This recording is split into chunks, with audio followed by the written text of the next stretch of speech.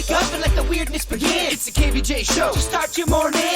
Kevin is the host, and his skin pigment is whiter than Casper the Ghost. Virginia sounds like this. Nickname Vicious Beast, so don't get her pissed. It's Jason, talks like a spaz, and they love to talk about Bigfoot and stats. So get ready, here we go. You're listening to 97.9 with the KVJ show. Whoa, what's up, everybody? Welcome to the KVJ show. Happy Wednesday. It's good to see everybody. Gotta tell you, it's here. Started last night, I noticed, for the first time. Second week in November, it was like, okay, humidity's gone, feels great. I went outside this morning. It's almost like a little chilly, like you need a little sweater or something. It was so beautiful last night. I demanded the family go on a walk together. Good, you should. Oh, it was so nice. Get out, enjoy it. Yeah, I've been cooped up in our houses too long. So, yeah, it's finally here. So I will call it official that we are now in winter mode, good weather in South Florida. Don't you love those peaceful family walks that the mom demands you to go on? Yes, we're going like it or not. Rocco wasn't happy at first, but then by the end, he didn't want to go home. He started loving it. He did. Okay, see, sometimes you got to get the kids out there. Yeah, they're dumb. They don't know what they want. They don't know what they want. That's why you're there to let them know. Exactly. Always, for the rest of their lives. Even when they're 40, Virginia, you got to let them know because they still don't get what they want in life. It's fun stuff. So, yeah, enjoy the weather. Hopefully going to have a great week, good weekends. We get to it. Got a nice little Wednesday here, and in just 2 days, we're going to be hooking you up with some free trips. I've been kind of on social media checking out Randy as she's over in Jamaica. Gallivanting. Oh, my goodness, yeah. Do you see that pool? You walk out of your room, at least on the picture it looks like The that. back porch, the patio of your hotel room. Mm-hmm. Yeah, you walk into the pool from your room. The steps go pretty down awesome. Wow. from your patio. How crazy. And then the pool's like a long, lazy river. Yeah. It's kind of perfect for social distancing. I mean, if you want to have your own private little area of a pool with nobody 10 feet on either side of you, this hotel picture is amazing. Yeah. There's a lot of good stuff you can do. She got the scouting trip to go check out the 5-star resort, the Sandals Negril Beach Resort and Spa in Jamaica, and that's the trip that we're going to be giving away coming up on Friday. 4-day, 3-night. And I tell you this right now because you could jump on the 97.9 WRMF app for free and just lock into the KVJ show and listen until we're done. And then, boom, you got an entry to win this trip. It's that easy. And it's not one of those janky trips where you have to pick up the airfare. Yeah. The airfare is included with That's this right. one. We got that for you. It's like a $5,000 value. Yeah, it's a big old trip. Big old trip. I could use a lazy river in my life. Oh, my gosh. Jamaica is so fun. Mm-hmm. Yeah, it is a good time from what I remember. So much rum, so much pot. Yeah. Rum and pot? Wow. Oh, that's their two biggest things. Yeah. Rum and Rum pot. and pot Yeah, are what Jamaica is like 90% about. They saw me coming off the boat and they got me quick. Yeah, I could see why you don't remember everything. I got 10 minutes of memories of Jamaica. The first 10 minutes. I remember walking off the boat, and I remember looking out the window of the ship, seeing it drift off in the distance, and that's Jamaica. They had a great time, from what I remember. So there you go. You can win that, and if you don't have the app thing, which I don't know who doesn't, but you can also stream live at WRMF.com to get credit for 4 hours today to win the free trip Friday. It's the KVJ dirt of the day. It's the KVJ dirt of the day. Virginia, take it away, cause you know we need that dirt of the day. Well, coming up in just a second, looks like a big name may be getting COVID twice. And I gotta say, sorry, not sorry. What about the antibodies? This person had COVID back in March, and now they're waiting to see if they have COVID again. I'll give you the full story coming up in just a second. Before we get into that, George Clooney did something cool back in the day. I think we talked about this before, but I didn't know the details of how he did it. So back in 2013, George Clooney decided to give 14 of his closest friends $1 million each. Now, he talks about these friends and says, look, basically, these are people that let me sleep on their couches when I was broke. They loaned me money when I was broke, and they helped me get things over the years. Now that I'm set, I thought, man, what would be a cool thing to give them? Oh, how about $1 million? So what he did was he drove to a place where they had the pallets of money waiting for him. He got a van that said florist on the side, and he put $14 million in 14 bags. And gave it to his friends, and the friends just thought it was a florist truck pulling up. It's actually, hey, here's your $1 million in a bag. Well, he can afford it. His net worth is $500 million. He can totally afford it. Yeah. So, but isn't that cool? That's very cool. I want to be Clooney's friend. Right? Is he No taking kidding. applications? His friend Brad Pitt also doing something cool, but not as cool. It's still awesome, though. Brad's been spotted out in Los Angeles, actually at food banks, personally handing out boxes of groceries to people. And people get the groceries, and they're like, was that Brad Pitt that just gave me a box of groceries? Yeah, that's pretty cool. Good for him. I would argue that might be cooler than Clooney's. Some would argue the Pitt story is cooler than Clooney's. I was thinking the same thing. Giving people stuff who need it rather than people who probably don't. Definitely. Yeah. I don't know. 14 million is so impactful. That moved me. So is food. Yeah, I get it. And finally here, Harvey Weinstein, who is currently in jail and has been in jail for a while. They finally locked him up on that sentence for raping an aspiring actress. So he has been locked up for a while.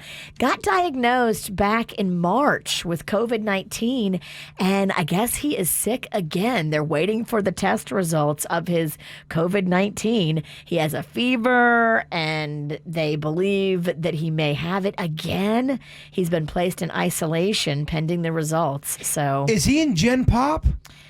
I think he was, because they had to put him in isolation. So that means he must have been around others. What's his day like in a general population at prison? Does he completely go by himself, or is he trying to make a clique in there? I don't know. It'd be fascinating to find out. Do they keep the old dogs kind of away from the young dogs? I don't know that they do. What do you mean? How are you going to do that? You mean by age? Yeah, I mean, because if you've got a dude it's like Bill Cosby, how's he in there when you got a young roughneck that's 22? I think they keep everybody in the same. If it's general population, I think you had all kind of ages in there. Really? Yeah. Well, according to every movie I've seen. Yeah, sure they're right. It just makes more sense. I mean, they can't separate by ages. And Harvey, by the way, has high blood pressure, heart problems, severe diabetes, and a spine condition. So Jeez.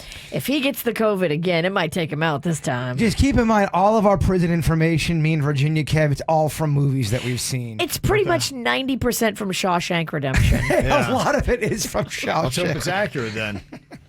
And that's what's going on in your dirt of the day. It's time for viral audio. So how's your kids? How's your wife? Double rainbow all the way across the sky. Ain't nobody got time for that. Got a new UFO sighting out there, Bird? There is. What? What's going on with this? I don't think I've seen the footage yet. It's from the United Arab Emirates. Yeah, and what's weird is this is the kind of thing. I came in here a couple weeks ago saying I saw something in the sky walking my sister's dogs. This is exactly what it looked like. It was moving, and then all of a sudden it slowly disappears, and everyone was saying, "Oh, it's Venus or it's Jupiter," or they're saying all kinds of things. They were saying it was a planet. Yeah, and I know we had the meteor shower that's been going on this week. But it kind of looked like this footage right here. Now, this is the people that were filming it. This is, you hear them talk about it. Honey, can you come here? What is that? Over there? That white thing. Chopper now is going to the rigs. It's getting closer. And it flew past the hotel and it's been flying closer. That's it, like that other white thing that I saw that was like this, that was floating, that then just disappeared. And then it disappears, Virginia. Where it goes, no one knows. Does Elon Musk have an alibi? That's a good question. He'll be up there flying around getting press for Tesla. Well, we're almost certain that Elon Musk is building a colony. We know he's an alien. Yes. We just don't know how many others he's brought with him. He's building an empire, though. Have you seen what's happened with his net worth? Oh, yeah, he's taking over the world, Kevin. Yeah, That's what's global domination. He just jumped into the number 3 spot and knocked Zuckerberg out of the way. Wow. Another alien. I know. The aliens are taking each other out. Did you see that? They had that photo of Zuckerberg testifying, and they're like, Yes. I can't remember what they said he was from, but he looked like he was E.T. or something I'm like from that. the planet Awkward. Yeah, they're saying that. Yeah, so he's making some serious cash now. Elon Musk, is up to $117.5 billion, and Zuckerberg is only worth $106 billion. They're taking over. Yeah. Clearly. Yeah, it's all because Tesla scored a spot on the S&P 500, and that bumped him up to 3rd richest. So. We got our eye on you too, Grimes. Yeah, Grimes, and that baby Elon's that's named something weird like numbers X. and letters. It's named they named the baby Code. It's some kind of code. There's an A and an E together, and that's in the baby's name. Yeah, I'm sure it's some kind of like weird password or something on some spaceship. You think they would try to assimilate more as aliens? I mean, if I can tell you're an alien, you need to be more undercover. Yeah. Well, there you go. There's your alien news here on the KVJ show. You're listening to the KVJ Show on 97.9 WRMF. What are you thinking about? What are you thinking about? What's on your mind? Are you thinking about? What are you thinking about? What are you thinking about today, Jay Bird? I want to bring up something I think is dumb. Every time I see it, I just don't understand it. But maybe I think it's dumb because I don't understand it. And maybe y'all can help me out here. Okay, for example, I'm looking on my social media and I see this one woman talking about her kid, which is great. It's beautiful. You should talk about your kids. I love it. Not too much, though. I agreed. You're right. Don't brag You too gotta much. have a balance. She goes, my little boy just turned 30 months old today. He grows up so quick. 30 months old. So I'm no mathlete. But you're 2.5 years old, and then all of the comments below, no one's calling her out for calling her kid 30 months old, when really, look, the kid is 2.5 years old. Why do people always do months?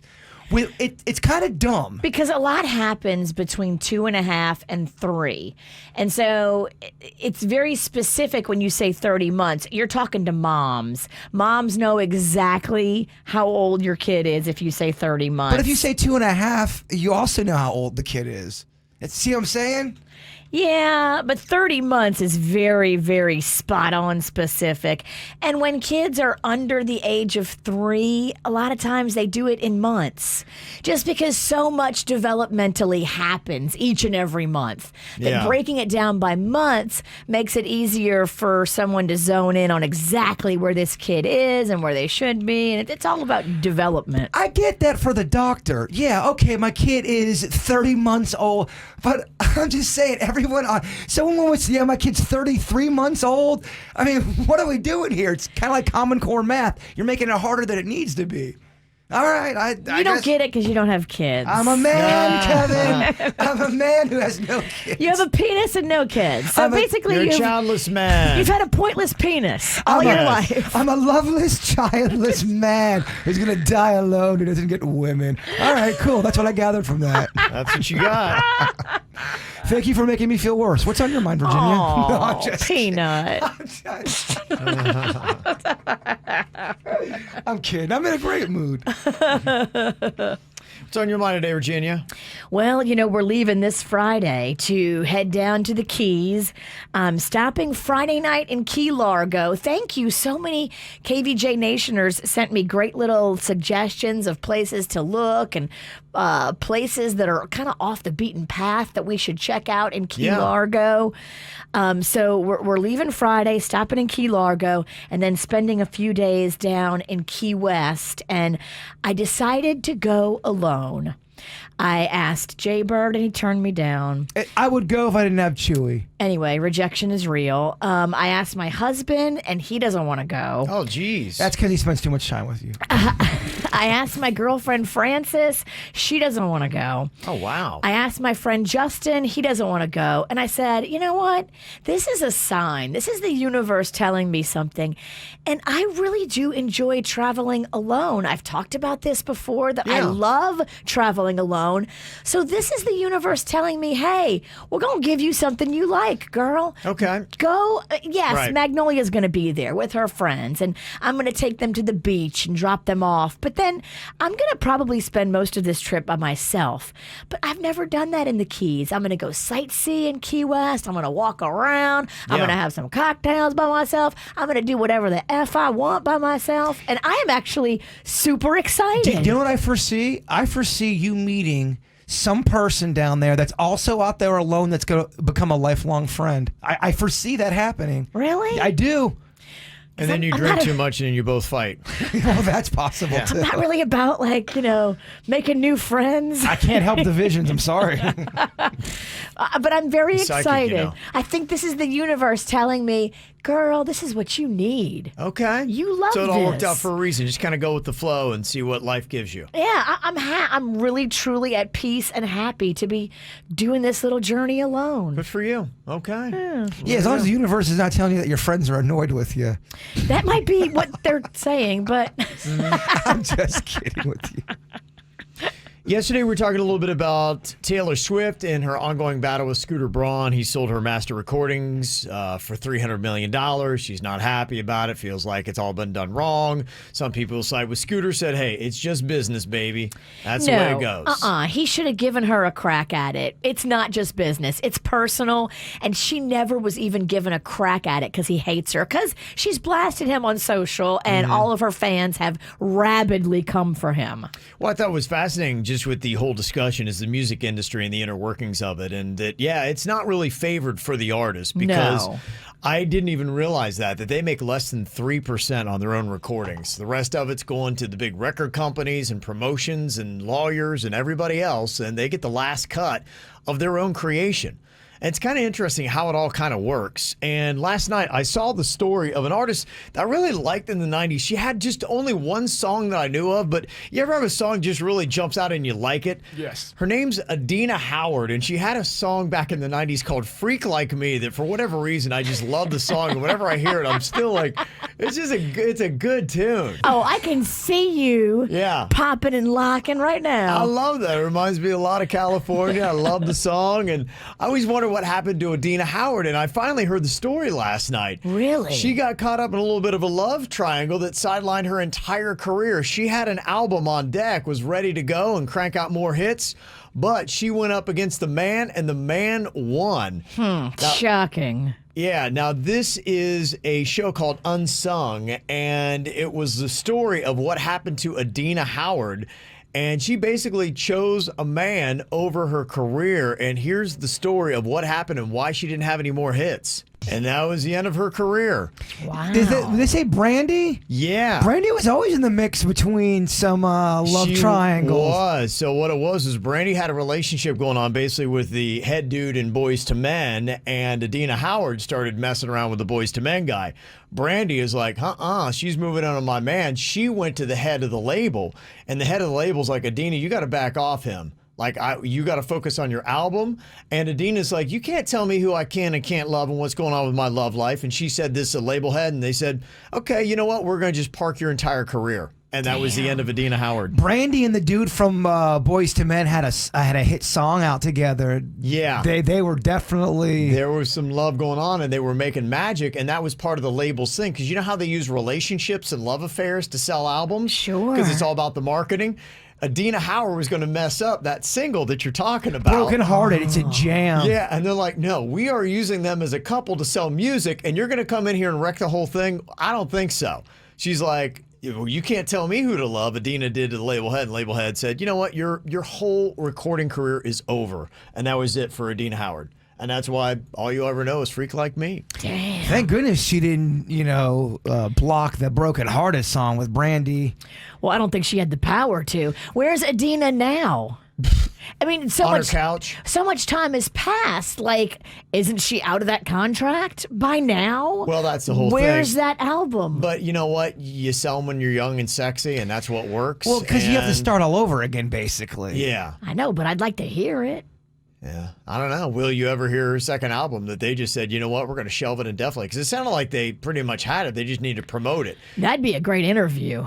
Yeah. Adina. She talks. In her own words. She's done all the interviews and she talks about it. But, you know, when you have a story like that, you wonder how many other stories are like that where people, because she was young, she was in her early 20s, and, you know, she's got the power of fans behind her, and she's like, you're not going to tell me who I can and can't love. And they're like, oh, no, we will. That just shows you can't have a personality conflict with a honcho at the record label. Well, the other thing, too, is we're not hearing how did she handle it? How did she go about it? She took on the head boss at the record label, and she didn't handle it well because she's like, I'm young. I'm an empowered woman.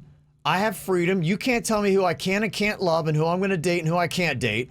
And they said, yeah, okay, fine. Actually, we can. Well, and that just goes to show you that you really are, when you are a young pop star, you are a puppet to these record labels. You're kind of an indentured servant. You are. You live the life they tell you to live. And we've heard stories about how they want you to change your look. I know with Pink, she had her own stories. And if you're good enough, sometimes you can fight them and you get your way, but you have to be that good. And oftentimes you don't. And if you do fight them, then they'll be like, nah, and they will tell you your career is over.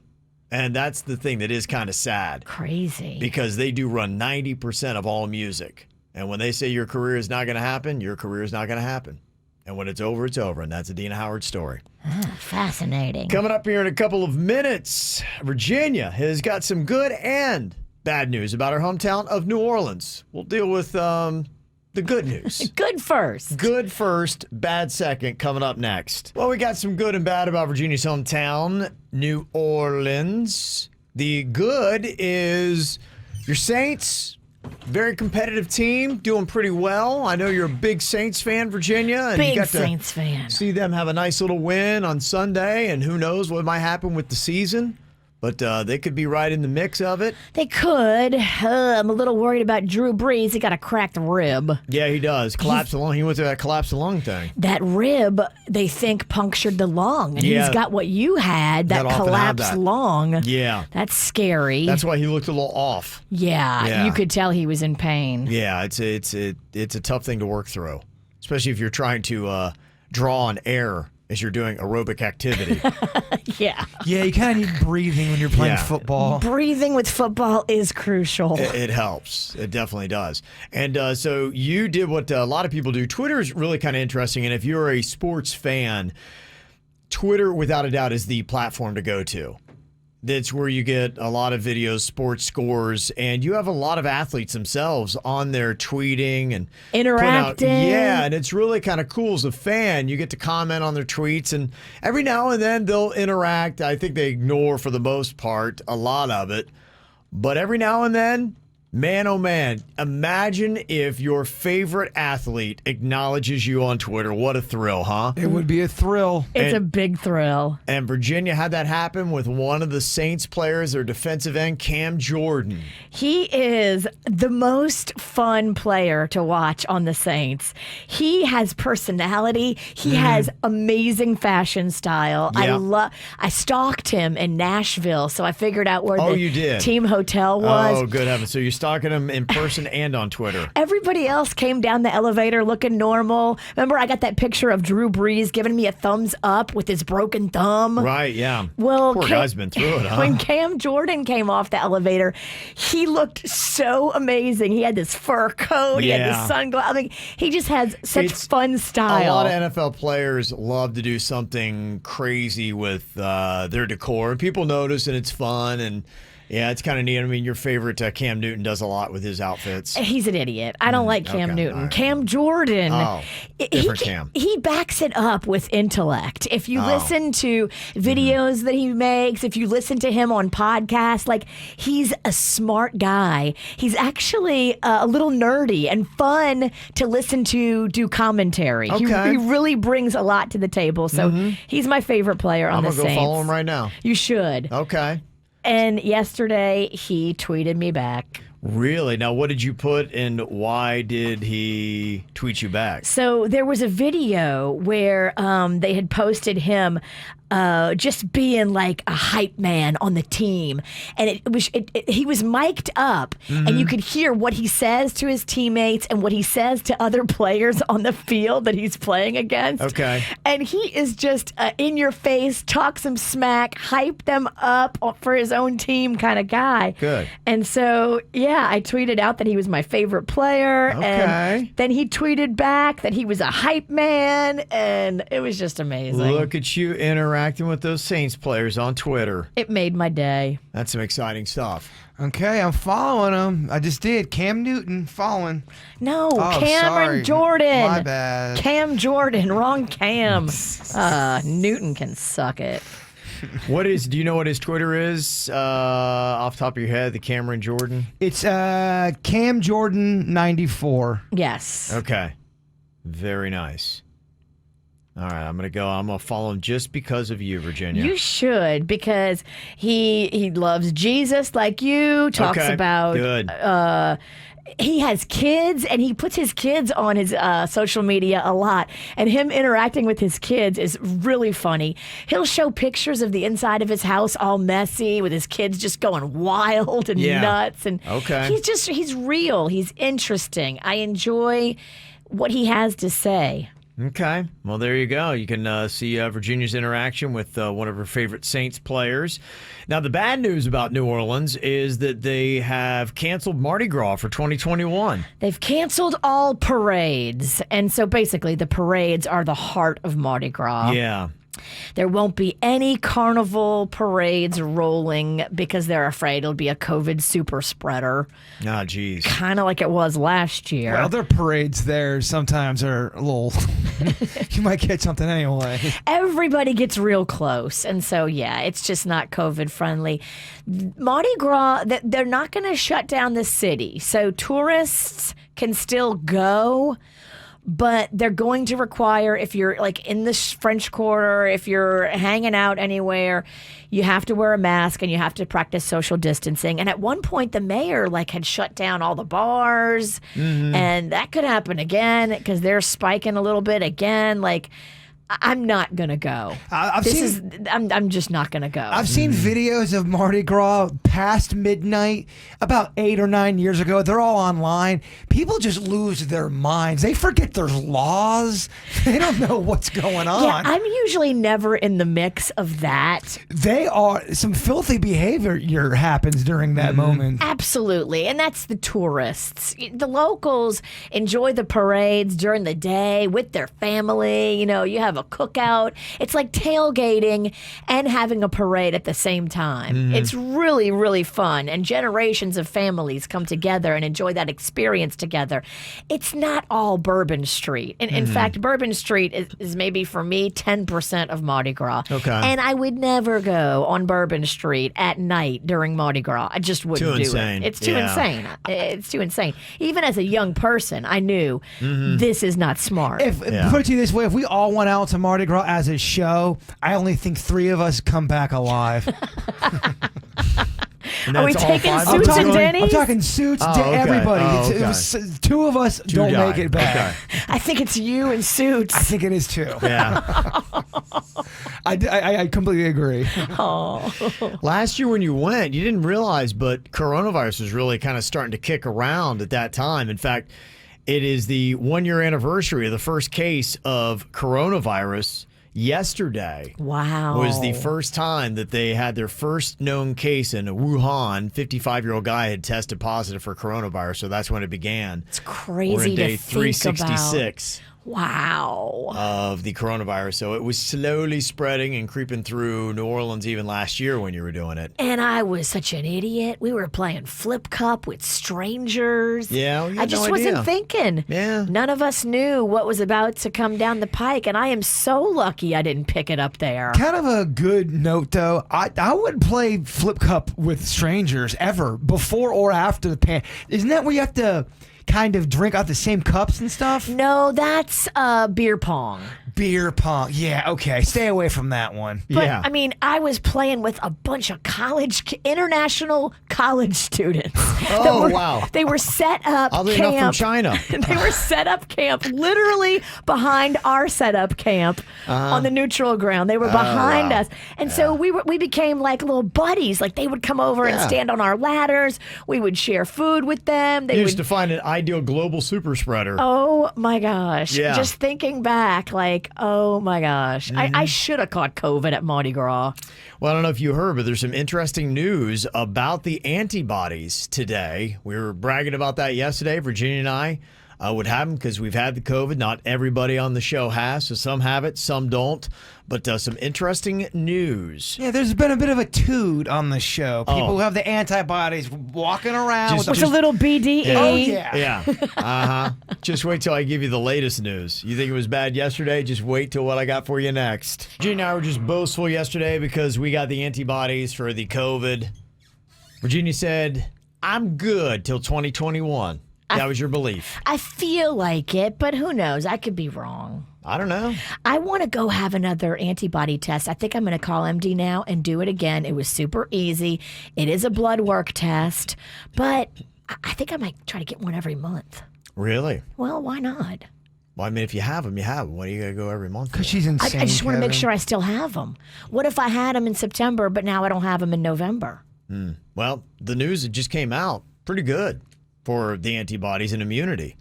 They say that your immunity, if you got the antibodies, you don't need to check every week or every month. Check maybe every decade. What? That's the latest news. They say it could last years, maybe even decades. Years? Maybe. Dang. That's great news. The new data they have shows that 8 months after infection, most people who have recovered still have enough immune cells to fend off the virus and prevent illness. And looking at SARS, which has some similarities to this coronavirus, they say that they are carrying important immune cells 17 years after recovering. Huh. So, Virginia, these antibodies that you got, look out. You might just be able to walk around, go to a Mardi Gras, have no fears, girl. So do I need to go to COVID Island and get corona? Is that what this is kind of in a roundabout way saying? You know, I didn't want to get it, and I didn't want to get it for so long. I was so careful and so paranoid and so in my head about not getting it. And then when I got it, I didn't even really know I had it. Yeah. But now that I have the antibodies, it is a peaceful headspace. I'm just asking. I'm asking. You got that energy. Look at your strut. You walk different. You talk different. Your hair looks different. Look, for a neurotic person like I am, it changed my headspace, and I am a crazy paranoid person. Yes, you are. It leveled all that down a lot. It was kind of a blessing in disguise, wasn't it? Because I got the kind of corona you want, the kind where you don't really even know you have it. But what if I would have got that kick you in the balls corona where you have to go to the hospital? Yeah. Which one of our coworkers got. Mm-hmm. And when does the article come out combating that article saying, oh, no, that's a bunch of horse manure? He's right. Well, I mean, none of this stuff, no one knows. You don't know, but I think when you see a story you like, you're hopeful that it's true. Latch on to that. And I'll leave it at that. I'm hopeful that it's true, but I don't know. And I do know that they are trying to figure out with COVID why some people barely get anything and why other people get knocked down. And that's regardless of age, pre-existing conditions, how much body fat you got, and all that. That they're even noticing, some young 20-year-olds that get a version of COVID that knocks them down and out. And they had no pre-existing conditions. Yeah, nothing ahead of time that should have been putting them in the hospital. The one story that I saw, they were testing a couple that lived in the same house in their 20s. She barely had it. He got, and they both were athletes, all that kind of good stuff. And like, why is one so different than the other, and they should have the same strain and all that stuff. So there's still a lot of mysteries about it, but we want to know. Yeah, I like to cling to the positive, and that's the case. And if you've had it, then you may say, maybe I got those antibodies going to last decades. I'll be watching to see what happens with Harvey Weinstein because in jail, they said he had it back in March. And now here we are in November and they're awaiting his results. He's sick right now, so he could have anything. But they're awaiting his results from his COVID test. If he caught it twice, then that kind of shuts a hole in the... Nah, karma revoked his immunity. You think it's karma? It's karma. Karma said, nah, this guy don't get it. If anybody deserves COVID twice. Right. No, this guy's going to get it 18 times before we finally take him out. Do have some celebrities having a birthday today. Big ol' happy birthday. Shout out to Nathan Kress. He played Freddie on iCarly. If you got kids or you watch that show, you know. Now he's actually turned himself into a heartthrob. He's kind of like the nerdy video guy on iCarly. And now everybody's like, oh, look at Nathan Kress. He's 28 years old today. Megyn Kelly turns 50. You got Owen Wilson turning 52. Kevin Nealon is 67. And it's Mickey Mouse Day. The mouse is turning 92 years old today. Oh. Wow, he's not even 100. No. Still kind of young. Yeah, 92 years old for that mouse. Got a birthday shout out here. Going out to Austin, Texas. Brandy sent this in. Said, I've been listening a long time here. And love a little birthday shout out in Texas, turning 38. So if you feel like singing, that'd be great. Maybe we could do a country version of Happy birthday to you. Happy birthday to you.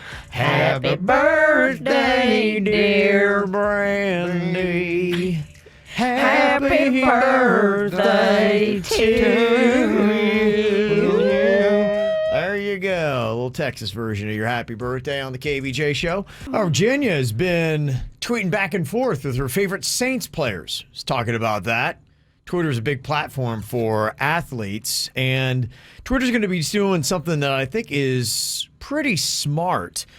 They're going to be taking a lead like what you see on most of the stories that have been done on Instagram and the such. They're now going to do tweets that disappear after 24 hours, and they're going to call them fleets, is going to be the name of it. If you use Twitter, and for a lot of the reasons why people do, it's a current conversation for the most part with things that are going on. As I'm watching football games, I'm always on Twitter because I'm getting commentary from fans. Live tweeting. That's going on, and I love it because it's relatable. Somebody else is seeing it and things like that. But it's not necessarily a tweet that I need on my timeline because it's going to have no relevance in actually about 4 or 5 hours. Right. And it can be confusing if you go back and read my tweets from when I'm watching like a football game live. Yeah. Like 2 days later, you're like, I don't understand what she's saying. Like it's out of context. When it chunks up your timeline, there are some things that you put that, let that stay. Right. That can play for a while. But that's a power statement. Just like when a kick is it's blocked, if you send out that tweet, people are like, wait, what? It feels out of place. So I think this is a good move by Twitter to do that. I like that. Mm-hmm. So that's going to be happening soon. TikTok is also going to be doing some different stuff with their platform. They are going to be increasing their parental control options. It'll give parents the choice to restrict who can comment or view their kids' TikTok accounts. Because you can imagine there's probably a ton of creepers that are now like, hey, let's go to TikTok. Yeah, how is that not on there already? Yeah, I think that's probably been a weakness in the app, and one of the reasons why they're hearing that people are not using TikTok more, and they're like, okay, we got to up our parental controls. They're going to be doing that, and parents can also now tailor their preferences to disallow specific search terms, users, and hashtags. And it is a wild, wild west on TikTok, and there's a lot of bad language and questionable content that is on there. So if you're a parent that is not a big fan of that, you'll be able to start going into TikTok now and, catering it a little bit more for a kid who'd want to be on there. I'm a big fan of bad language and inappropriate content, but for me. Right. Not for my kids. Not for my kids. Bring me the filth all day. Back the truck up. I'll unload it. Yeah. But I don't want the children reading that, seeing that dirty videos. You're right. That's just as mama. But I still want it. So don't take it away completely. Well, TikTok is causing problems. Some of these people go on there and they try to come up with good content. There's interesting stuff on TikTok, but it got one TikTok user banned from Spirit Airlines for 2 years.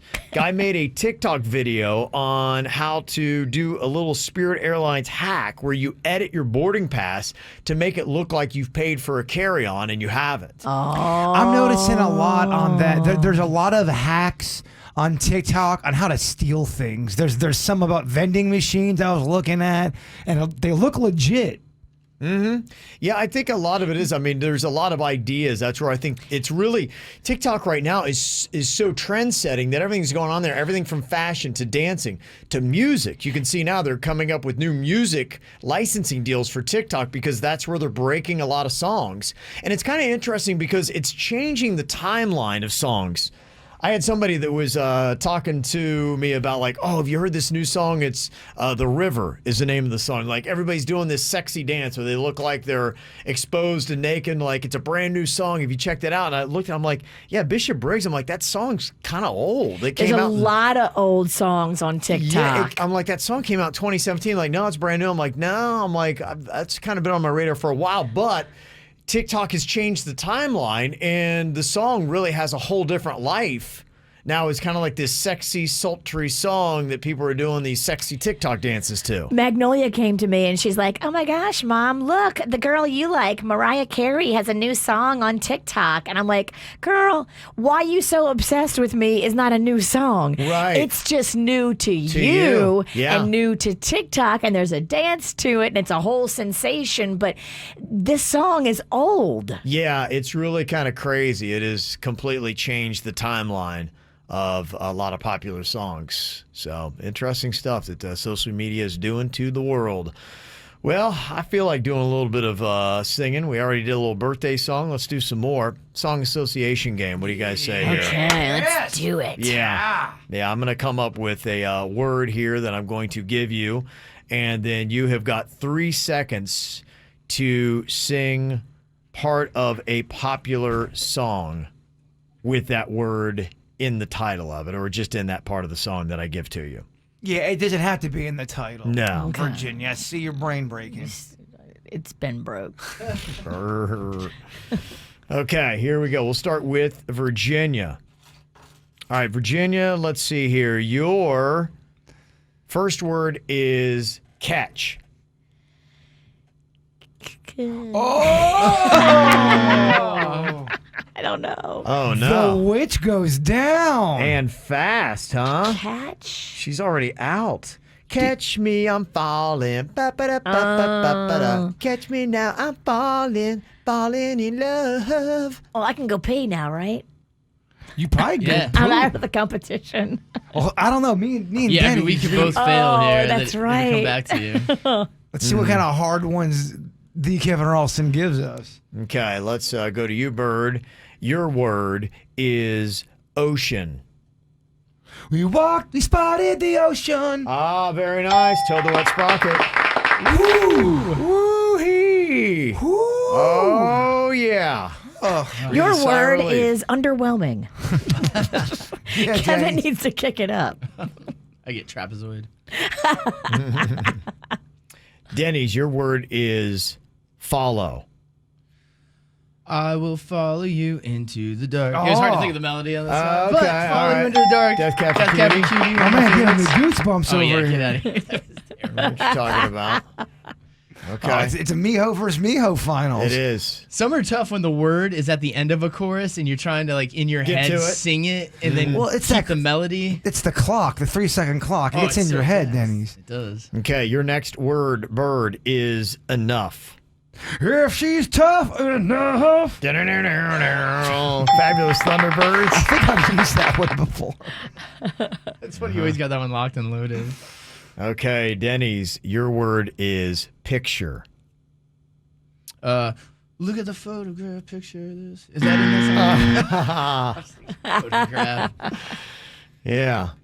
I'm trying to think. Did I win? That was kind of underwhelming.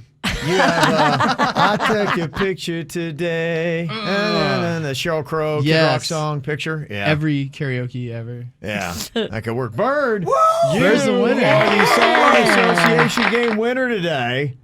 Picking that up. Look at that. How does it feel? Speech. Oh, man, it feels great.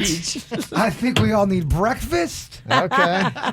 It's a reason to eat, huh? Yeah. You might want to hold off because you got a gravy chug coming up. Yeah. Yeah, you're going to get your breakfast.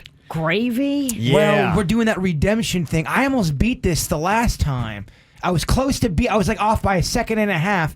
The chug through the straw, the quickest gravy. Yes. Gravy Thanksgiving. Going back to ones he thought he was close on that he thought just on a better day he might be able to break. And since we got Thanksgiving coming up and gravy's going to be on everybody's table, Jaybird is going to be going for the record on the gravy chug for the world record Wednesday today. Now, the record is the fastest time to drink 1 liter of gravy. It's 1 minute and 5 seconds. Whoa. Some woman just beat the former record in June during the quarantine. This woman is a beast. You should see her eat. She's good, huh? Super skinny. Future wife. And just, I don't know if I want to lay next to her after some of that food.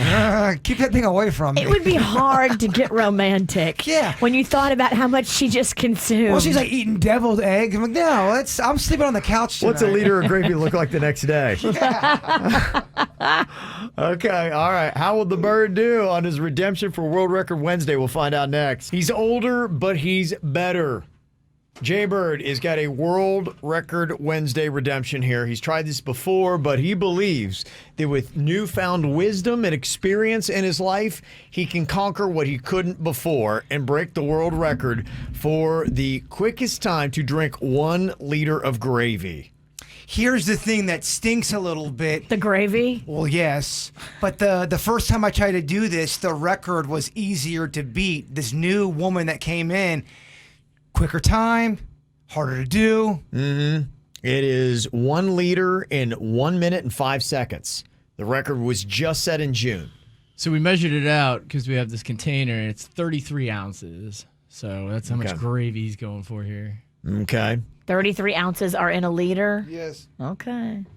I'll trust your math, even though we're not allowed to do math on this show. We looked it up on Google. Trust Denny's math. Don't trust my math. I'm terrible math student. It suits his math. I like that you brought a fat straw this time because I think you came in here last time with some skinny, like, BS straw. Agreed. We tried to learn. We tried to learn from our mistakes. Yes. Okay. Get better and grow.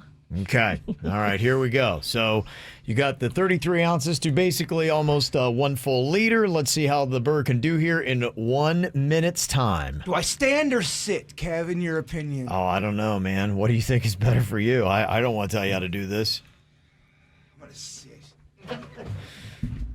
But your outfit's so cute. If you stand, I can see it better. I'm going to stand.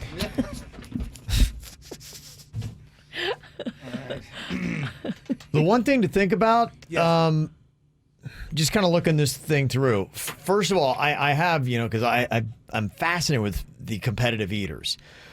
And they talk about their body, how they line them up. And I think positioning is something. I know methods in chewing, how they put the food in their mouth, what they do with the food. They never sit. Yeah, and I think there's something, because if you're bent over, like you're going to have to, if you're standing up, bending over to get the gravy, I would pick the gravy up and put it up to your mouth, because that way your esophagus will be in a better line. You're not talking about taking any turns on the... Yeah, I do want to make a retraction statement. The fact that Virginia said that competitive eaters never sit is a complete falsehood. That's not true. The ones that I've seen aren't sitting. Okay. I saw it live, no big deal. She says it as a fact. They never sit, Yeah, I think you can. I think considering you only have 1 minute on the clock, 1 minute, 5 seconds, or at least to try to beat that, that's where I think, this might be best served. You make sense, Kevin. Stand up and bring the gravy to your mouth so that you're up there and your esophagus is in a more straight alignment. All right. So maybe it'll go down faster. Okay, we'll get the clock going here. It's cold. Does that... What? I mean... I just asked you, Denny's, if you guys heated it up. It's lukewarm. Oh, Denny's. It's been sitting here. It's not in the fridge or anything. Do you want to pop it in the microwave? Can she pop in the microwave for 15 seconds and you give me a Braveheart speech? Yeah. All right. Go ahead. Really? You want it warm? I want it a little warm. It can't be Cold Denny's. gravy, Denny's? right. My gosh. What do you think, I'm a raccoon? All right. You're just taking anything down? My cut guy, my corner guy is trying to sabotage me. Well, Bert has on an amazing turkey costume that you can see on KVJ TV. You can go and dial it up right now. Just go to YouTube and look for the KVJ show. And you can see this. You've got your tail feather. And you got a big old gobbler that is connected down through. Got the beak, the eyes. What is that thing that is on top of the beak of a turkey? The red thing that hangs off. Does that have a name? I think, isn't that their mating device? Doesn't feel like that would be the name of it. You mean like their gonads? Not their gonads. No. Their gonads are on their nose? It kind of looks like what I have. That'd be tough. That's not what I meant. Damn, people think I'm so dumb. That's not what I meant. Yeah. All right, let's just get this terrible thing done with. Oh, now it's too hot. Yeah, I saw that happening. Mama Bear made it too hot. Yeah. Goldilocks. No, it's perfect. I stirred it. I did the pinky test. We're good. They're not her lungs. It's perfect, Kev. Yeah. Okay. All right. Got it there? Okay. All right. So you're going to crouch. What's going to be your positioning here to get this gravy? Like this, baby. Okay. You're going to kind of be in an athletic stance, knees bent, gravy up to your mouth. You got a very wide, thick straw. It's a big old plastic straw. It's not your traditional straw. Very thick. This is a very wide, fat straw here. It is a plastic straw. The BSE. Okay. Big straw energy, Kevin. Okay, he's got a liter of gravy in his hand. The time for the record set in June is 1 minute and 5 seconds. Hold on, What? Denny, slap me. Slap me, Denny. Slap you? In the face. Oh, Jack. Denny's harder. Yeah, come on, Denny. Harder than that. Yeah, I know, right? Then he's not a violent man. You're going against his nature here. Grab a pear. This isn't what he does. All right. Okay, all right. On your mark, get set, and suck. Okay. Jay Bird is off. He's taking the gravy. He sat it down. He's sucking hard, and nothing is coming through the straw, apparently. Terrible. What? Not terrible, Denny's. Oh, the straw's not working. Okay, he's gone to another straw now. It could be all the stuff inside the gravy getting stuck in there. Uh-huh. Okay, we went actually to a smaller straw. And now we're going to try a third straw. Oh, boy. The biggest one would be It's not going through. Yeah. Okay. All right. I'm So if we do round guessing two, it's- maybe start at the top and then go down. That way all the junk doesn't get stuck in there. What do you think is going on there aerodynamically? We're sucking in more ways than one. Yeah, well, I said suck, and we have. Are you getting any now? All right. He's coming up on 1 minute already, and I think this is going to be probably even worse than before. Oh. Looks like he's Boy, our turkey throwing in the is- towel, throwing in the gobbler. Yeah, I think we're getting worse. We got way worse. Way worse. Yeah. How embarrassing. Yeah, the straw. Yeah, straws that don't work. No, the straw. Well, first of all, this is the gravy. I think something got stuck in the straw, blocked the complete. There's no flow. Hopefully, it was a meat nugget. Yeah, what is it? What kind of gravy was it? What kind, Denny? Extra chunky? It was savory. It was the one you sent me you wanted.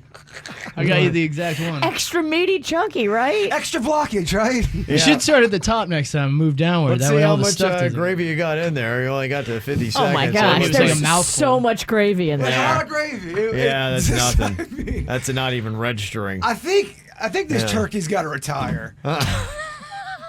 From World Rock. It's so, at this point, Virginia's right. Her hurtful comments are right this week. But Kev, I did so well the last time. Yeah. Well, It just would not come through the straw. What did you do last time that was different? We had a smaller straw last time. It was just a regular plastic one. Maybe the gravy was thinner. Well, you got on my case the Yeah. last time because my straw was too thin. You need a fat straw and thin gravy. Old chunks over here got Yeah. you the wrong kind. I told Denny's to get the gravy. Don't blame Denny. It's just easier to blame Denny's when you fail. I like that you got extra chunky. Okay, well. I mean, it was. I felt like I was sucking through a McDonald's shake. I'm a big fan of when somebody on the show sabotages the show. I couldn't. Well, you know what they say. Don't read the comments. Yeah. Don't read the comments, Bird. Yeah. Do not. Okay. Just be a peaceful turkey. Don't read the comments. I'll say that world record is safe, at least in this room. Because if I read the comments, this turkey's going to turn jerky. Yeah. It's going to be cool to see what that looks like as the weekend performs. Blinding lights, I'm sure, during the Super Bowl halftime show. Going to be coming up in February. People asking the question, Jay Bird, with the World Record Wednesday, do you have to use a straw or can you just chug the gravy? No, it was the straw one. I was looking for chug. I couldn't see any official chug ones. The ones that were chug on the record were not real. They were bunk. Okay. So straw was part of the world record. If I would have done chugging, that's actually where I excel at. The straw makes it much more difficult. Right. But there's not a definite gravy chug world record. Not that I saw. If someone sees one, send it in to us, but I did not see it. I was looking. Okay. All right. Well, celebrities, they're kind of like stocks. When you are a big entertainment company, you got to look at these celebrities and say, are we buying or are we selling? And based on stories that happen or maybe whatever their last project was, there are some that are going to be good to buy and there are going to be some that you definitely do not want. So I will throw out a celebrity. Tell me if you are buying or selling this celebrity. You're investing in them to say, yeah, you know what? I think I'll get my money's back on it. Or I think no. They're going to go in the tank and it'd be a bad investment. Johnny Depp, buying or selling? What are you doing? He's got a little stank on him right now. He's got stank on him right now. That's why if you bet big, you're going to win big. If you buy him now, he might be at a cheaper price. I do believe he'll go back up, but it'll take 3 years. But I'm buying because buying? I'm with Virginia. I don't think he's complete damaged goods. I think there will be a Johnny Depp comeback. Yes. And I think that's when you make your money. We're buying, Kevin. Okay. I'm not going to go that far into the future with Johnny Depp. I'm going to sell. He just lost the Fantastic Beasts franchise. He's out of that. And his last several projects haven't been that overly successful. And so I feel like after Pirates of the Caribbean, which he's kind of cruising past a little bit, I don't know that that's going to ride his fame forever. I'm going to sell Johnny Depp. Do you think Captain Jack Sparrow is done sailing? He may have to go back to it because that's his bread and butter. And I mean, that is a character I think that is lucrative and he could go back to, but I'm not banking on it yet. He's got a lot of things that he's got to work through and he may come back, but I'm not going to play that far down the road. I'm going to go ahead and sell Johnny Depp. Wow, Kevin's kind of doing like a Susie Orman kind of a thing, twisting my mind. Now I kind of want to sell Depp. Yeah, I'm selling Johnny Depp. I'm selling. I'll buy it. Tom Cruise, you buying or selling? I'm buying. Buying Tom He's Cruise still got stock. He has 10 years left. Yeah, I'm buying that stock as well. You talked about his net worth the other day, Jay Bird. I was impressed at just how high it was over Tom Hanks. And he is, right now, he's just working his behind off. And I feel like he has motivation because he wants the public to love him more. And I think that's why he's made the Top Gun movie, which that will be on the horizon.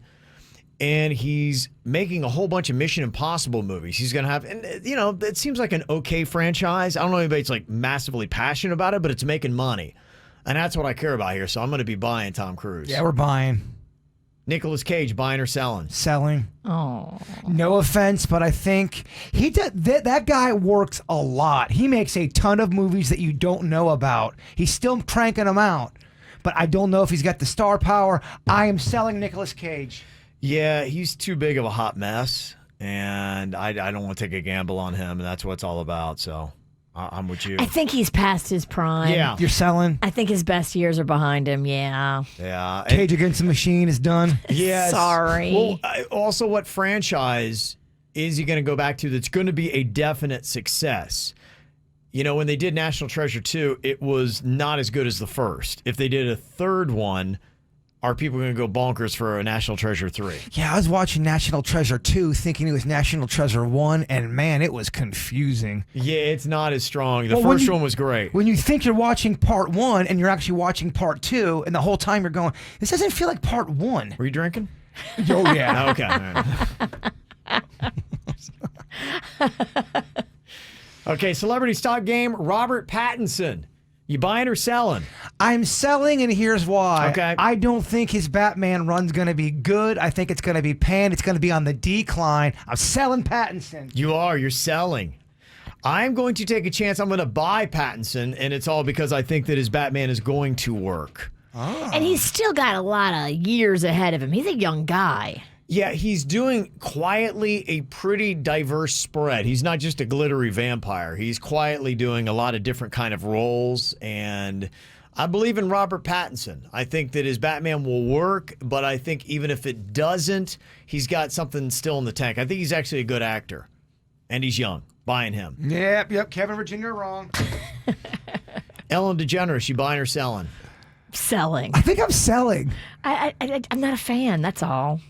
Yeah, I think I think people are tired on either side. I'm selling Helen. Yeah, I think with where she is, how long she's been doing it, her numbers are down, I think, 35% year to year. A lot of things are. Is she going to rebound? She did that impassioned speech the other night, the People's Choice Award, thanking her staff. She won the People's Choice Award. And the year she was called out for being toxic, she wins the People's Choice Award. And that's how you know the People's Choice Awards is rigged. I'm kind of with you guys, though. I think that her best days are behind her. And I think you would have to overpay for Ellen for what you're going to get. Even if she brings in the money to our firm, we don't want the headache. We're selling. Yeah. What firm do you have? I don't know. We're playing for 10. I feel like we're agents right now. And it's just fun. Celebrity stock game. You buying or selling? Drew Barrymore. Buying. Selling. Oh, I love her. She's got a new adorable. talk show. You're betting on this. She hasn't really done a massive movie for a while. I know her talk show. Some people like it. I've watched it. I see why some people don't like it, but I think she's endearing. I think she's the new Ellen. I feel like you can be overly endearing. Too endearing. I'm selling, Kevin. Yeah, I'm not invested enough in it yet. I think that Kelly Clarkson kind of beat her to that spot. And I think there's only so much nice, happy kind of stuff that you can do in daytime. Not to say that I know the world needs it, but now we hear Ellen's not all the way out yet. I just don't think there's room for Drew Barrymore. We here at the KVJ agency, we can start talking numbers if there's an ET2 in the talks. Now her stock starts to get a little higher for this side of the table. If she had that, yeah, and that's why, stock prices will rise or fall based on a story. I'm just saying right now, I feel like her success is based on the pandemic. Virginia, people want something positive, but when things go back to normal, her ratings are going to suffer. We're out. There you go. Not buying. I'm with you, Bird. With you. LeVar Burton, you buying or selling? I'm buying because he's in the running to be the next host of Jeopardy. He seems to have a lot of people behind him. Now, I don't know if he's going to get the gig. If he does, his stock is going to go through the roof. His timing is impeccable. I think he's a front runner. Yeah. I'm cautiously optimistic. I'm going to put a percentage of money behind him, and let's see where this goes. A percentage of money. Okay. So you're not giving full in, you're like half in? Well, I just want to see, because you're right, there's some heat around his name right now, but if he doesn't get the Jeopardy gig, I feel like that heat's going to die down. I'm going to invest, but I'm not going to invest too much. Your entire investment, I'll tell you, the stock price is a little high, so you're kind of buying high, but it could double your money. Exactly, Kevin. Joe Exotic, buying or selling? I'm selling. I want off this crazy train. Virginia, had him in the dirt. What if he gets that pardon? What if he comes back? What if he has another project and people are like, you know what, he's entertaining? You would bank if you bet on Joe Exotic. I'm buying. If he gets the pardon, you're right. You're going to win big on that one. He's cheap right now. I'm going to buy low and expect that he will be pardoned. Okay. You know what? It's a low gamble, and I respect your move. Thank you. Okay. I'm not buying Joe Exotic. I don't think he's going to get the pardon. I think he's going to stay in jail. And I think this time next year, you're going to be like, Joe who? Wait, what? I'm with Kevin. It's 2020. Crazy stuff is yet to come. I think he's getting the pardon. I don't know if it's going to be who's that, but I still don't think he's going to get out of jail. I'm with Kevin on this. Kesha, celebrity stock game. You buying or selling? Always buying. I love Kesha. It's contingent, Kev. Are we getting party Kesha or are we getting introspective Kesha? Because party Kesha is what's going to move the needle. She's kind of doing her own thing, and she's tried to lean back into it a little bit. This is the reason why I'm selling Kesha, because she did more the introspective. Didn't seem like that was really hitting, so she kind of dabbled a little bit with a little bit of a party tune, and that didn't seem to hit either. I think Kesha's done, and I am selling. I'm just going over my figures here, and yeah, with everything I'm seeing, it looks like Kesha's trending down. I think we're also selling. You're selling on Kesha. Yeah, we're going to sell. Gwen Stefani, buying or selling? Buying. She is a rocket that has taken flight. Virginia? Yeah, she's doing really well on The Voice. She's about to marry Blake Shelton. That's going to be huge. The fact that there's a wedding amongst us, that's going to up her value. She's got the duet with Blake that's playing on country radio. I think he's trying to bring her into that world, which would be a nice graduation from, it's kind of hard to be a middle-aged ska band singer, especially when you don't get along with the other bandmates. Right, yeah. You're jumping around all angsty and you pull your back out. She's still trying that whole No Doubt kind of thing. I mean, I'm selling Gwen Stefani. It's kind of nice just to sit on a stool and sing those sad songs of country. But considering where she's trying to go with it, I am buying.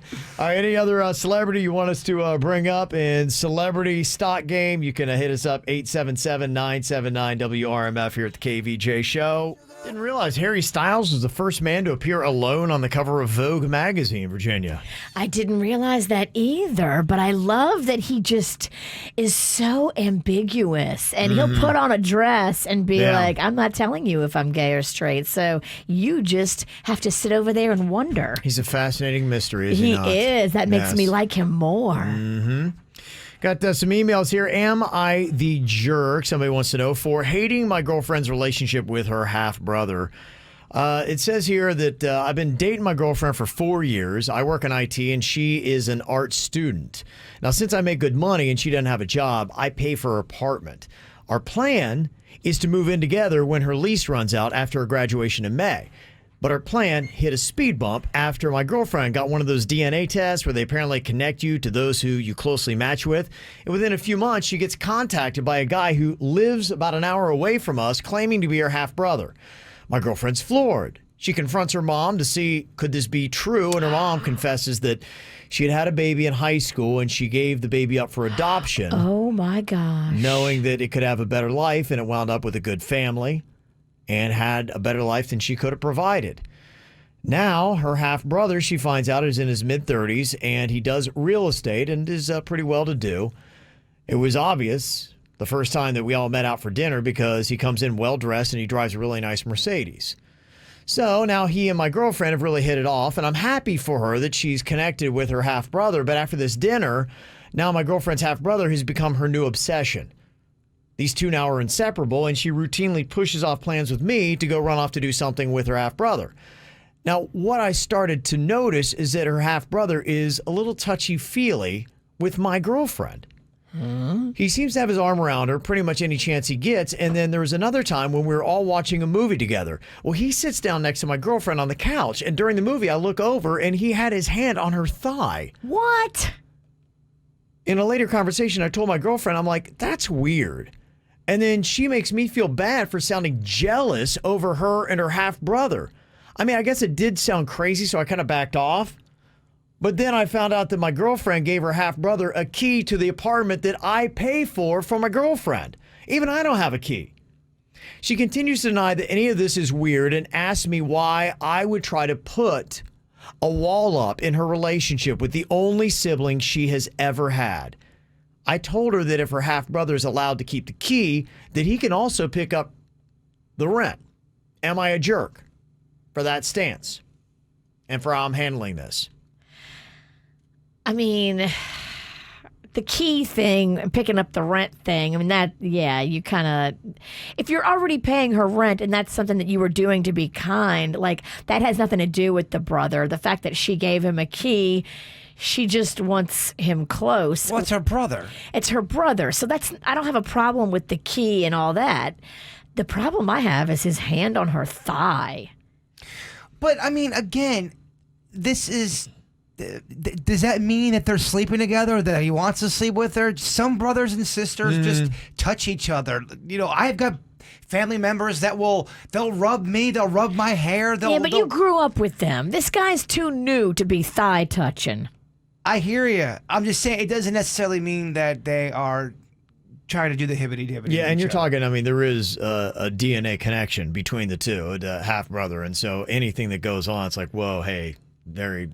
It is incest if there is anything that was actually going on. But keep in mind, this is new. This is all new. They're excited. They want to see each other.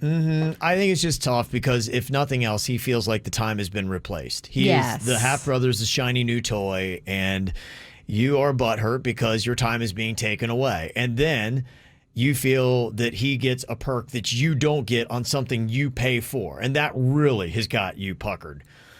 And so you've made a stance that you think, you know what, I'm going to take the power back. I'm going to show you. And if he's going to have a key and I don't get a key, then he's going to pay the rent that I'm paying. And to me, that's going to be very damaging to your relationship. Yeah, that's where it just turned a little childish. Yeah. I think you're doing it for the wrong reasons. I get where you are hurt. I think that is okay. And I think at least for the time being, you need to maybe hold off. It is weird that you pay for this place and you don't have a key, but you should have taken that up before the half-brother got involved. I mean... Well, I guess he feels like, okay, you know, I'm always with you and I don't really need a key. And I guess the question is, why does a half-brother need a key? And maybe that's part of what his argument is. Be like, why would you give him a key? Why does your half-brother need a key? Because if you're not here, why is he going to need to come to your place? I guess he lives a little further away. It had said in the email. Yeah, I mean, you're going to be jealous of this new half-brother, and that's just what's going to go on for a little bit until the newness of him wears off. He's like a new puppy, and she is digging it. It's not weird, though, to give family members a key to your place. No. Several people are sending in this text about this phenomenon where siblings who are raised separately are sexually attracted to each other. Oh, boy. It is called the genetic sexual attraction. It's a low percentage, though, Kevin. Yeah. I mean, we're talking very low percentage. And there's no direct evidence for genetic sexual attraction being an actual phenomenon. I mean, it's a real thing, but it is not a common practice unless you live in somewhere like Kentucky. Okay, well. Yeah, is this email from Kentucky? Is this Kentucky, John? Damn it, he got us again. And somebody's got the thought, is this really her half-brother? Well, I mean, this is a pretty elaborate ruse if she's trying to parade another boyfriend right underneath your nose. There's always that one final conspiracy text you get from somebody. What? We don't know. Yeah. You're right. Has this guy been vetted? Yeah, I think your feelings are hurt. I think you're taking a little personal, and you're going to have to, bite your tongue and be a little bit more patient, I think. Everybody would take it personal. Everybody would get their feelings hurt. But how you react is up to you. Once you start getting mad and threatening to stop paying the rent, why don't you have a key? No, I don't. You start to look childish and you lose your power in all this. Okay, what do you think about this one? Am I the jerk for limiting the grandparents' visitation time? Says here, I recently had a baby and both my parents and my husband's parents are remarried. That means we have 4 sets of requests from grandparents to visit the new baby. And each thinks it's unfair that we not allow them to see their granddaughter more than once a month. So if everybody gets their way, we would have a different set of grandparents coming over every single weekend, and none of them live close. So the closest set's about an hour away, and the furthest is in Jacksonville, which is, 5 hours from us. So these visits likely won't be short due to the effort of travel. Well, the real problem is that my husband agrees with them. Yes, absolutely, you should be able to see them every weekend. But the best that I can do is a different set of grandparents every other weekend.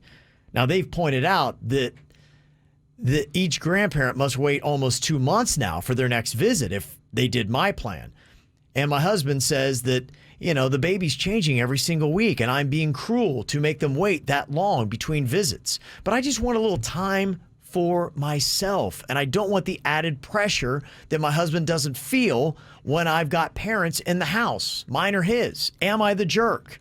So the grandparents are all going to stay in their house? I think they'll be there for a while. Like if you live 10 minutes away, you might just pop over and it's quick. It sounds like when they come over, it is for a whole afternoon and your day is going to be eaten up with the visit. It's not going to be just a quick popping in because, hey, we came all the way from Jacksonville. Then they are probably staying the entire weekend. Yeah, Jacksonville's probably staying the night. Yeah. So it's not a simple little, That's hey, a lot, just pop man. in. Every single weekend you have to host a different set of grandparents. Like, so you would never, ever get a break. That's basically what she's saying. No, I'm on her side. She needs every other weekend. She's right. Keep in mind, though, they might die soon. You're right. Well, I might, part of the I might guilt. die soon. You know, time is not promised. It's annoying, but you could make the adjustment and just go with the flow and have some fun with it. Yeah. And maybe enjoy the moment instead of dreading it. But what the hell do I know? Yeah, I just think that, some parents can be exhausting. And I think, too, I know some people, on top of having a kid, they have it in their brain where everything has to be spick and span, and especially if they feel like they're being judged by a mother-in-law who might come in and judge whether or not your place is clean enough for a baby. That happens. Invite them over. A lot. Invite them over and then go over to your girlfriend's house and have wine Sunday. Here's the baby. Bye. Yeah. Why don't you let the They show up and you leave. Yeah, well, have the grandparents watch the kids and then go get your wine on. Girls' weekend. Woohoo. Why not? We're going to the Hard Rock. You should do it. Okay. Any thoughts on this or any of the other ones? You can hit us up, 877-979-WRMF. Somebody said, Mom is not the jerk. The rest of the family are jackwagons. Somebody else That's said, a lot of pressure on Yeah. her. They need to all consider that there's 4 of them and 1 of her. They don't care. Well, Grim Reaper's around. My house, my rules. You don't like it? Sorry. Somebody said, I'm in the exact same boat. Let the grandparents see the baby. Let's face it, grandparents aren't grandparents for long. Damn. But you can do it every other weekend. You don't have to give them every weekend of your life. I think every other weekend is more than fair. But I think what you're missing, there's so many of them that the longer you wait, they're going to not see the kid any longer. It'll be 2 months. They can deal. 2 months. 2 months in between visits to work in all 4 of them and make it fair. It's their fault they didn't stay married and they both got new spouses and made so many of them. Is it their fault, though, if they're old and die? It's their fault they couldn't make their marriage work. This probably might be the best solution. How about having 2 sets together every other weekend and not the ones that are divorced? Get the ones that hate each other. Yeah, and then get them all liquored up, talk politics, and then walk away. Somebody else said, use the COVID rules. Sorry, grandparents. Okay. A lot of grandparents, they don't like that COVID rule. They'll throw it back in your face and go, well, that's why I want to see them. And look, they will tell you, like my grandmother told me, I am old. I make my choices. No one makes them for me. The COVID rule gets thrown in people's faces because they'll go, yeah, you're right. If I die soon, I won't be able to see my kid. I want to see my kid now or my grandkid now. If the grandparent doesn't care about COVID and they're like, I would rather see my grandchild. Yes.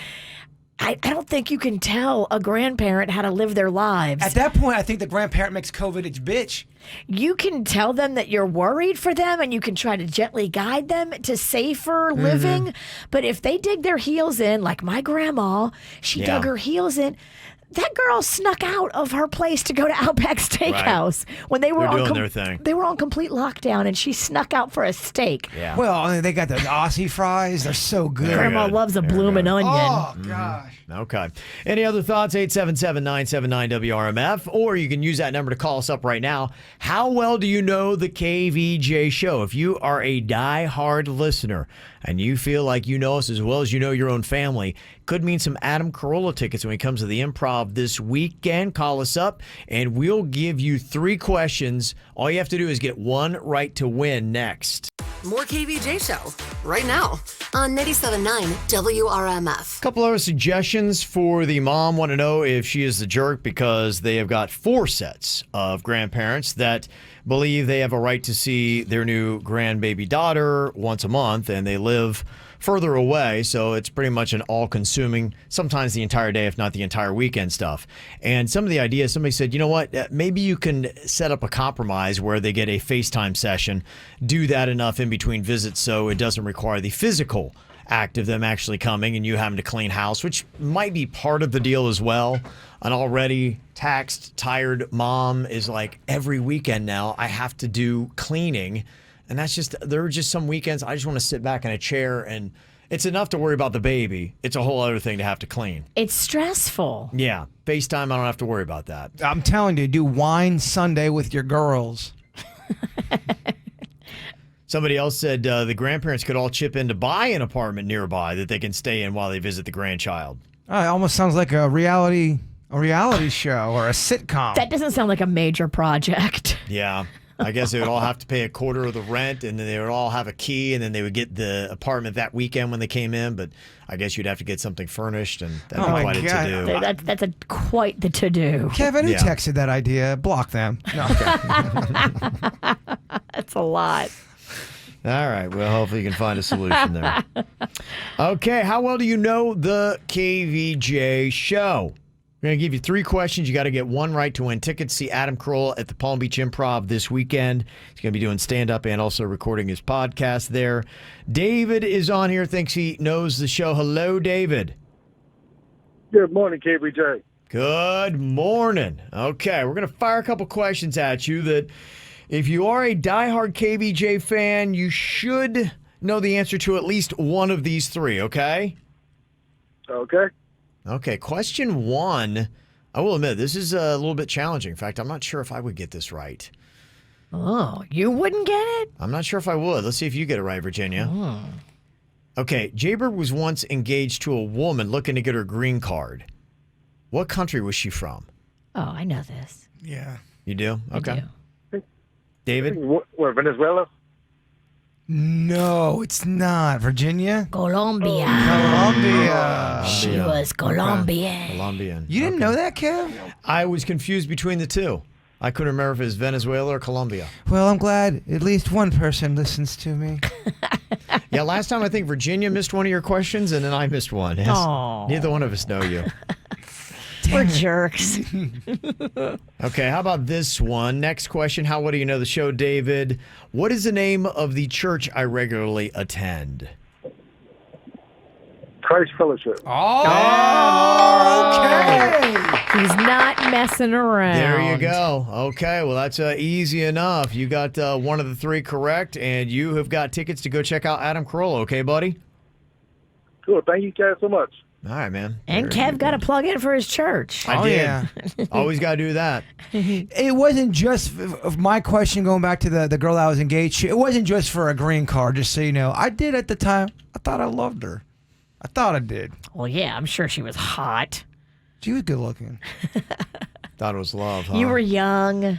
Yeah, and then I've told the story too many times, but there was someone else in the picture. He spoke Spanish. You did not. And he told lies about me So to her. she technically dumped you. Well, it got to a point where he kept on, because they worked together, he kept on feeding her lies, and it was so dramatic. It was always a fight. She's always accusing me of something that I didn't do, and he'd say, you know those American men, they'll tell you one thing, and then Jason's cheating on you. American He was slut. making up people that was cheating with her at the place I worked at. Admiral's What? I'm sure nobody can figure it out. Oh, man. Oh, bird. Yikes. Yeah.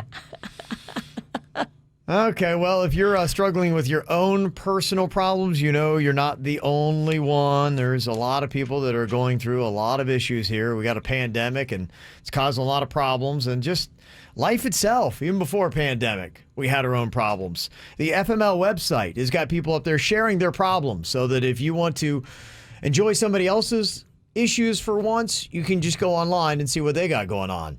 Somebody had posted up there, said, I was eating at a restaurant with my family. I've got 2 brothers, and our older waitress comes up and says, well, look at these 3 handsome young men. I didn't think anything of it until my 5-year-old brother shouted, she's a girl. FML. Get it? She's a girl. She's got 2 brothers, and the waitress didn't realize that. Misidentified their sex and gender. I have done that at events before. I'm like, oh, what a cute little girl. That's a son. I'm like, I'm sorry. Okay, I'm gonna go. I've learned not to do that anymore. I just go, oh, what a cute human. You don't even know. It's just, what a cute human. How awkward. It's awkward. But I'll tell you what's real awkward. It's calling a little girl a boy. It's about the only safe way. The Port St Lucie mom getting all pissed off at me. Oh, a Port St Lucie mom will fight you. She don't play. Yeah. I get you, bird. Somebody said, I sent an email to a private escort only to later realize that I sent it off my work email. Oh, boy. Yeah, business and pleasure can't mix. What are you doing? Always double check your work. Well, your phone throws things off, and every now and then I send an email from an account I don't want to send it from, and it gets a little confusing. It does. On your phone, it's tricky. Well, but see, here's the difference, though. You don't live in that seedy porn world. You don't have to be worried about sending something weird off. But people that are on their phone and they use that for stuff, it's like playing a game of roulette, because it's playing roulette. Every single email you send off, your phone might decide, it might spin that wheel and say, oh, work account, ding. And I know work accounts, they have filters that will flag certain words and things like that. And if they put pervy type filters on there, it's going to ping right away. Oh, there's certain things that I try to Google here just in the studio, and our website or whatever it is, the blocker, it completely blocks me and says, no, pervy, you're not doing that here. But it's for my radio show. Oh, yeah, I mean, that sounds like you're so guilty. Yeah. Somebody put on the FML website, I was copying an assignment from my friend and was feeling confident that I was going to pass. I later found out that I copy-pasted his name too. So I handed his exact test to our teacher, who failed us both, and now my friend won't talk to me. Oh, my goodness. Because, the person who gave you the answers will get in as much trouble as the person who cheated. I bet copy-paste has brought a lot of people down. Yeah. They didn't realize what was going on. It gets sent out. Secrets get sent out. Yep. And somebody else put up on the website, I rubbed my heel raw with a new shoe, so I put a Band-Aid on. I've done that. In fact, I have a pair of shoes I have to always put Band-Aids on, too, as I rub my heel raw. Yeah, I do that. Yeah, so somebody did this, and then they had the Band-Aid on their heel and went to the community pool, not thinking about it. A few minutes later, I noticed the Band-Aid floating close to me. I'm not an ass, so I quickly fished it out, and I put it in the pocket of my swimming trunks. Later, I went to shower, and I noticed that the Band-Aid was still on my heel. Oh, you grabbed the wrong Band-Aid. You grabbed someone else's Band-Aid. That's so gnarly. Oh, man. That's rough. Oh, my gosh. That flips my stomach. I mean, there's nothing worse other than a tamp floating in a pool other than a Band-Aid. Wow. Well, I mean, the turd. Okay. Yeah, here's where Virginia goes above and beyond to get us kicked off the air. A finger. Yeah. Coming up here in a couple of minutes, guy is driving on I-4 here in Florida with a utility pole on the top of his Camry. What was going on? Why? I'll tell you in your whacked out news coming up next here on the KVJ show. Ow! There's a lot of dumbass criminals to talk about, baby. It's the whacked out news. People breaking the law. Ha, fighting in the nude. Ha, drunk people pooping in the street. Ha, it's the whacked out news. So many people on meth. Ow! You see a lot of weird things on the roads here in Florida, but this definitely would probably get my attention too. A guy with a utility pole strapped on the top of his 1997 Toyota Camry. Like a telephone pole? Yeah. You're not allowed to take those. Oh, you can't? Oh, geez. Even if they're like laying down in the street after the storm, you're supposed to leave them there. Yeah, see, this 71-year-old guy from Lakeland didn't know that. And he saw a utility pole that was downed, and he's like, oh, this is great. I'm going to take it to the scrapyard for some cash. So he straps it onto the top of his 97 Toyota Camry and takes off on I-4.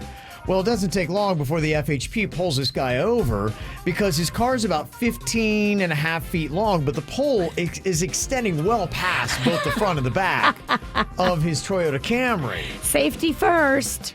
Well, the FHP's like, dude, you can't just take that. And he's like, oh, I didn't know you couldn't take the pole. Now, selling a utility pole is a highly regulated selling process. You got to have photos, fingerprints, driver's license. You have to have all this information on an FDLE Not website. on the black market, you don't. Well, yeah, I don't know how far he thinks he's going to. I don't know if he knows where to drive to get to the black market, but yeah, they say under state law, a whole bunch of items you have to have reasonable proof of ownership. Utility or light poles is one of them. Manhole covers, guardrails, street signs, historical markers, funeral markers, and shopping carts even. You have to have a proof of ownership. And since this guy did not have that, they arrested him for grand theft. Wow. Yeah, that's a pretty serious offense there. What are you in for? Pole stealing? Right, pole snatching. That's what he did. Well, here's another guy that the cops are looking for. The feds trying to arrest this guy in California on Monday for running a $35 million Ponzi scheme. Those are very popular on Palm Beach. Yeah, they are. Oh, this guy tried to escape from the feds by jumping in a lake and using a sea scooter to move around underwater. It's like a James Bond kind of thing. That's cool. Yeah, they've got those things where you can go underwater, you hold on to it, and it propels you. Yeah, that's how he tried to get away. He must have seen that in a Bond movie and thought it would work. But don't jump in a lake. Yeah, Those have an ending. Yeah, they tracked him down. Now he's looking at 20 years. Dang. In prison. Dang. This is pretty smart heist, too. Think about a delivery truck full of Apple products. How much do you think you could make off with if you jacked one of those? Probably hundreds of thousands. Yeah, that's a good guess. 1.9 mil. That's an even better guess. Let's try 7 million. 7 million on one truck? Yeah, somebody knew it. They jacked a delivery truck in the UK that was loaded with Apple products and it was valued at $7 million. So, I mean, you're going to have to obviously sell that on the black market, right? You're going to have to... On a market, yeah. The same place where you sell that pole. Yeah. I think it'd be easier to move an iPhone than it would be a utility pole, though. Is there a way to figure out what serial numbers were stolen and not let those things be activated? It'd be interesting to see, what the dance is, because it's usually criminals have a dance and then the cops have a way to try to remedy that, and that's the way it goes back and forth with cops and robbers. I feel like Apple knows which things were taken, right? Don't they all have a different serial number? Yeah. If any techie knows, what do? If you jacked a truckload of Apple products, what is your next step? How do you get money out of that? Yeah, I think you need a black market techie. Because who needs that many iPhones? You sell them. Exactly. But how? A police officer in the UK got busted swapping the barcodes on a box of donuts. He tried to get them for cheaper. Really? You're like, really, dude? You're a cop, one, and way to lend into the stereotype. What a dummy. Yeah. Well, this is sexy and scary at the same time. There's a threesome going down in Clearwater. Apparently, the guy got into an argument with his wife, and then the other woman got involved, and they both came at him, and with both hands, he's got one he's choking with one hand and one he's choking with the other. And you can't do that. He got arrested for felony battery. So that was a 3. I can't go any worse than that, can it? That's some Darth Vader stuff. Yeah, yeah. They got him for both. My goodness. Yeah, it's very crazy. Those threesomes, Virginia, I don't know. Stay away, Kevin. Yeah. Not that you were planning one this weekend, but... Yeah. When they go wrong, they really go wrong. Yeah, you'd think if you're up near Clearwater, I'd be like, I'm just going to go to Disney. Nothing happens at Disney. And you would think, but then there was a security guard there that got tackled by a guy that was high on LSD. Oh, my. Yeah, some people do the LSD, then they walk around the theme parks so they can, I don't know, freak out. Trip balls. I don't know. This guy, he's a security guard, he's just walking. All of a sudden, he gets tackled from behind, put in a headlock. Oh, my. This dude is sweating profusely. And they're like, stop. And he's compulsively kicking his legs. And it's a 19-year-old kid, so he just looks like he's out of his mind. And at the hospital, he kind of comes to and he tells the nurse, he's like, yeah, I took some LSD and tried to kill somebody, I think. Oh, my He probably thought the security guard was a werewolf. Who knows? Get on those goofballs, Virginia. But if you can't go to Disney get away from getting choked in the threesome, where do you go these days? Not the happiest place on earth. I don't know. Where do you go, Virginia? Where do you go? I don't go nowhere usually. I stay home. We're running out of places here. Well, here's a little note to you crazy Canadians. Please do not let the moose or mooses lick your car. Why not? I mean, if the moose wants to lick the car, I guess it's. I'm not going to stop him. Yeah, well, the apparently your cars are delicious to the mooses because of the rock salt that they use to melt the snow on the roads. Makes sense. So, for these mooses, they see a car and they think delicious. But they, say, because I'm sure the Canadians like, hey, this is like a free tongue bath on my car. Is it bad for the moose? I'd assume it would be, yeah. The paint or something? I don't think rock salt is prepared the way regular salt is prepared. Yeah, it's going to be mixed with dirt, road grime and stuff too. Probably oil and things like that all mixed into the concoction. Yeah, I wouldn't think it's good for a moose. But they just can't resist. It's like, it's once you pop, you can't stop. It's like, potato chips for mooses. Someone's asking the chat room, does their tongue get stuck on the car? Like it does in the Christmas Story? Imagine having to drive slowly to work because you got a moose's tongue stuck to your car. That's going to look weird driving down the road. Did you see this father and daughter? They look kind of interesting. They rode those old-fashioned bicycles, with the massive, huge front wheel. Yes. Yeah, they came all the way from the the Upper Peninsula of Michigan, and they wrapped up, I saw the video of them driving through the streets of Key West. I want one of those bikes. Where do you store something like that? What's the top speed of that thing? It can't be fast, right? I wouldn't think. That's going to be quite a journey. I wonder how much they cost. That's a far distance they went. What are they? What are those bikes called? Ridiculously big tire bike? Yeah, old-timey bikes. Old-timey, yeah. big-wheeled. That's not coming up. There used to be a restaurant called the Bombay Bicycle Club. Yeah. And they had one of those out front. And I was always like, wow, how the hell do you get on that thing? Right, yeah, I remember that. And then once you're on it, you're on it for a while, at least until you drive alongside something that you can get off onto. Yeah. It's called the penny farthing. Yeah? But if you read it quickly, that makes no sense. The penny farting. Look at that word. It says fart there. I thought that was your nickname, Penny. They're not cheap, by the way. Yeah? Yeah. There's a used one for 10 grand on eBay. 10 grand? I'm passing. Oh, my gosh. Crazy. And I don't know if you've seen the latest. There is a random painting from 1860 called The Expected One that's going viral right now because some people think the woman in the painting is holding an iPhone and maybe even looking at the screen. And they're like, oh, it's 1860. She's got to be a time traveler.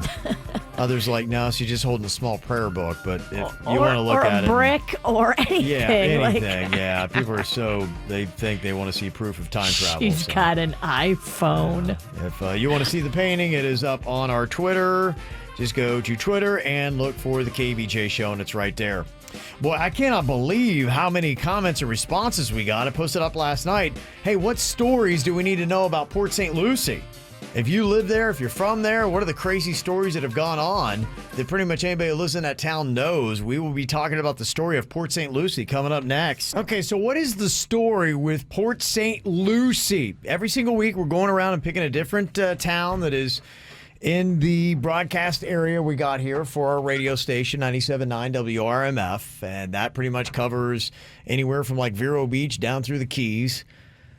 And we're going to be talking about a different town. We talked about Wellington, we talked about Hollywood, and now we're going a little bit north for Port St. Lucie to talk about basically those stories that is their claim to fame, or stories that anybody in town, if you're a true townie, you know this story or you've heard the tale of so-and-so or such and such. I mean, there's a few low-hanging fruit there. You got the Devil Tree. Yeah. You got the Christopher Wilde serial killer that came up and down. I believe he dumped a victim or two in Port St. Lucie. Okay. All right. Yeah, that wasn't even one that people had mentioned when we asked on our Facebook page to tell us the story about Port St. Lucie. Christopher Wilder didn't come up. No, it did not. Nobody had mentioned him. So that's a bonus for you right there.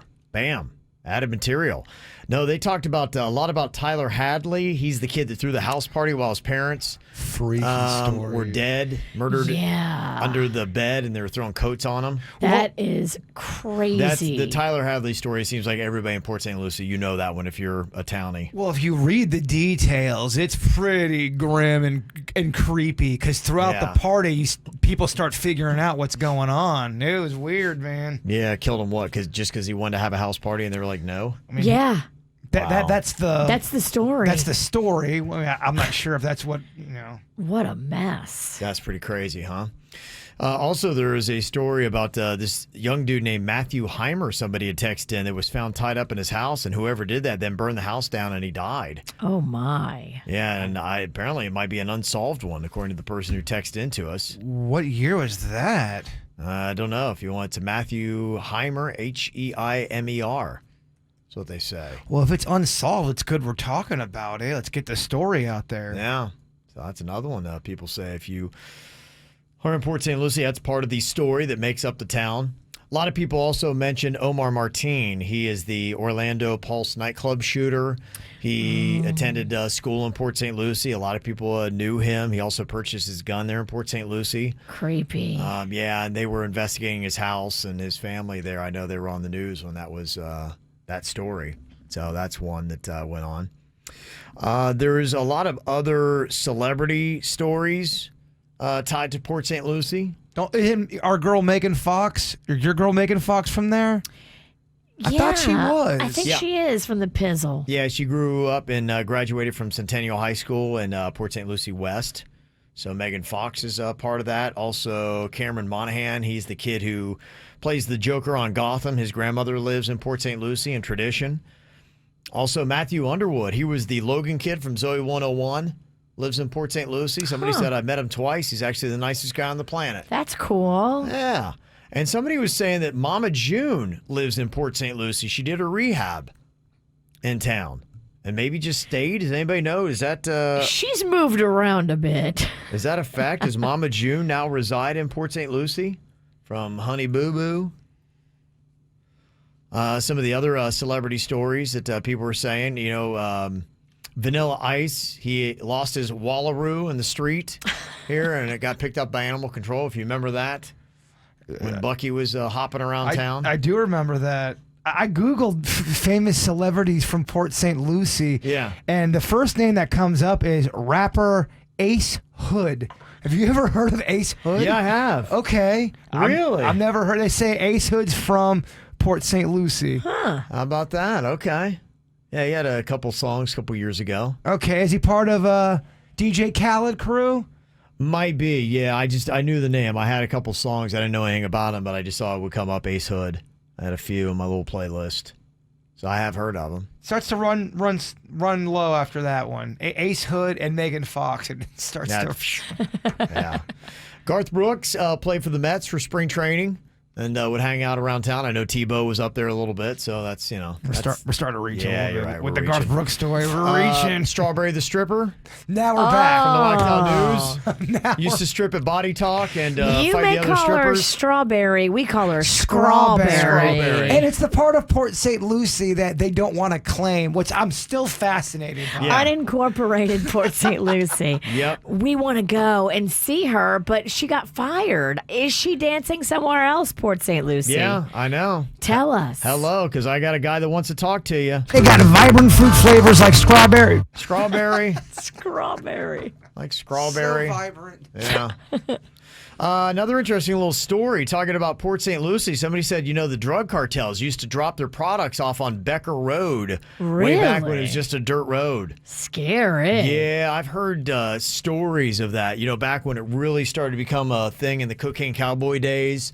There were a lot of places like Davie, I heard, was like that because it was pretty much unincorporated, and so they would do their airdrops of cocaine. So there was a lot of cartel people always running around those back little dirt roads picking up the drugs.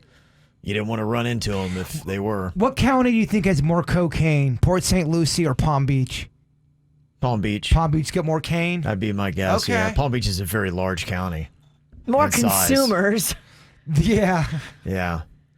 Also, Port St. Lucie, the town has gotten name dropped in several different shows and movies. It was mentioned in The West Wing 3 times in Season 2, Episode 17. Okay. Josh Lyman mentioned it. I love it. Also, Port St. Lucie was mentioned in another movie, the Scarlett Johansson, called Rough Night. You get a pizzle drop in there. And in the movie 43, Tyler DeSoto lost some fingers in a fan accident, somebody had mentioned. And also, there's that famous Jerry Springer episode where he did in the 90s with the leader of the KKK chapter. Oh, that's right. Yeah, it's a very famous Jerry Springer episode, and that happened in Port St. Lucie. I remember us talking about that before. Mm-hmm. Yeah, so there's several different stories that are out there about Port St. Lucie. Is there any that we did not get from what you put up on our Facebook page? You can let us know. 877-979-WRMF here at the KVJ Show. Telling the story about Port St. Lucie, everything that a townie would know. All those legendary stories, the gossip, the celebrities that are there, and some people giving us a little bit of clarity, too. Somebody talked about Mama June doing a rehab there and then just plunking down in Port St. Lucie. Close, but people say she actually is residing now in Jensen Beach. Somebody said that Mama June lives next door to my friend. So Really? Jensen Beach is what, Martin County? Yeah, you're a little bit further south there in Jensen. So, yeah, not quite Port St. Lucie, but close. I'm sure Mama June gets juicy in St. Lucie. I wonder if she's staying sober because she was having a problem for a while, so much so that they had to do an intervention. And Honey Boo Boo and all the kids were like, please, Mama, choose us over crack. And Mama's like, no, I pick crack. Was cameras rolling? Geez. A part of it, I think there were, yeah. Of course. But, like, it's a fact. She chose crack. Wow. Are you trying to rhyme that? Do that slant rhyme? It's a fact. The girl chose crack. Somebody mentioned, Port St. Lucie's got pretty much all the fishing shows. You ever check those? I do see that a lot. I'll be walking through a random sports bar and there's a fishing show. I'm like, oh, Port St. Lucie. There are also 2 families that live here in Port St. Lucie from that creepy show Smothered on TLC. So you do have some reality TV stars. And somebody said one story you did not mention was the Bernaccio family. In the 90s, one of the sons was asked to turn down his loud music by an old lady, and he beat her to death with his boombox. Oh, my gosh. Oh, my gosh. I think I remember that story. That's horrifying. That might have been. Did that turn national, that story, I wonder? Can that person email back or text back? They sent a link to it, and I think it is a national story. Yeah, I think I remember that one. Jeez, that's intense. Mm-hmm. Yeah. So a lot of stories coming out of there. I can't find a couple of them, though. That one I was interested in looking up where the kid got tied up and burned and they never found him. I just couldn't find that anywhere. Okay. That's it. Mysterious stuff. Also, somebody had sent us this, that during the real estate boom in Port St. Lucie, a whole bunch of drug dealers from Miami started buying up the empty houses for as little as like $50,000, and they would come in there with LED lights and hydroponic systems and use them as grow houses. And in the mid-2000s, Port St. Lucie got the nickname Pot St. Lucie. In fact, in the year 2006, the feds busted 69 pot farms in Port St. Lucie. Wow. And apparently, you could smell it in the air pretty much all around. You actually could smell pot in Port St. Lucie when you drive through some parts. Yeah. All right, fascinating stuff. And Sal is on here from Port St. Lucie to tell us another story about how, like in 99 or 2000, Port St. Lucie almost burned to the ground, Sal? Yeah, there was it was a huge fire that somebody, I guess it started from them throwing a bottle or something out of a window, and it burnt almost 2,700 acres when Port St. Lucie was still small. It burned down businesses, it burned down houses, it burned down everything. It lasted for like 3 days. Wow. The fire did. 3 to 4 days. Dang. Are you a Piziv native? Yeah, I am. Okay. I am. All right. Well, fascinating stuff. Yeah, there's a lot of amazing stories from there. I belong in the Pizzle, man. It's just too far from work, but I'm a Port St. Lucie person. I got a Port St. Lucie heart. All right. This thing on. Nobody's fighting you on this one. I'm just letting them know I got love for the pizzle. Oh. Somebody said on that story about the beating the old lady with the Brunacchio family, whatever it was. The parents won the lottery 2 times and spent all the money trying to get their son Victor out of prison, and he's still there. Whoa. That's an interesting little wrinkle, too. It's layered. A lot of stories there in Port St. Lucie. If you beat an old lady to death with a boombox, You might want to stay. I think that the prison might be the place for you. Yeah. We can't put up with that. Yeah, there's something wrong with your wiring. All right, well, some fascinating stuff. If we missed anything, and boy, there's a lot of Mama June sightings coming in. So Uh-oh. she's definitely around the area. Is she sober? I don't know. It's a good question. You can let us know here. So good stuff. More KVJ Show right now on 97.9 WRMF. Today is the official Mickey Mouse Day today because the mouse is having a birthday. Crazy. He's like, what, like 93, I think it was? Something like that. Insane. So How old's Minnie? I mean, what's the age difference between that? Is Mickey creepy? I don't know if he's that old. I just want to see the difference here. You got to check that out. Is he doing something illegal there? I would say it's illegal. Is he a creepster? We'll divide his age in half and then add 7, and I'll tell you if he's creepy. I'm going to see how old Minnie is. Yeah. It might take us till after the show to do the math. Okay, Minnie Mouse is 93, so we're good. Okay. They're high school sweethearts, it sounds like. Oh, okay. Yeah, some interesting stuff here. I didn't even realize that Mickey was originally named Mortimer. Mortimer does not have this. Mortimer Mouse. Can you get any more of an old-timey name? Mortimer Mouse. Hello, my name's Mortimer Mouse. That's a great old-timey name. Yeah, and apparently Minnie is just a nickname. Her real first name is Minerva. Minerva Mouse and Mortimer. Wow. You could tell that's from a long time ago. Would it be the same if you had Mortimer Mouse and Minerva? I don't think Disney World is the huge I don't know juggernaut that it is. I don't know if anybody could buy into that. Mortimer Mouse? No way. I'm Mortimer. Oh, I'm Mortimer Mouse. Mortimer Mouse sounds like he's always got a cold. He's always complaining.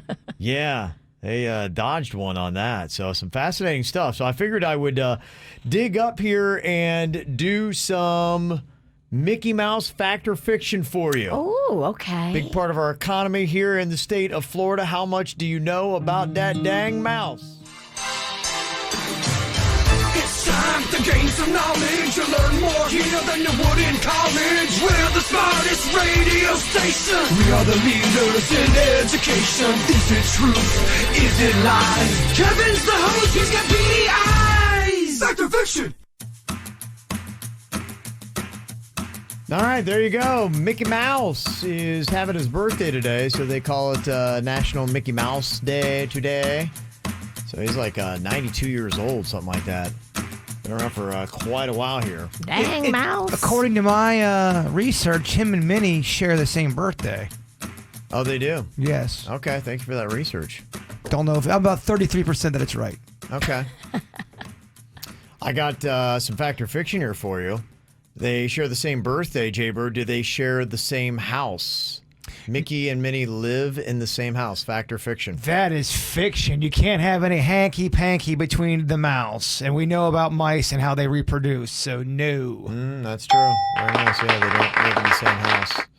Are they married, Virginia? Do they consider them to be married, Mickey and Minnie? Are they married? Is that fact or fiction? Mickey and Minnie are actually married. Fact or fiction? I don't think they're married. You know what? It's complicated. Saying fiction on that?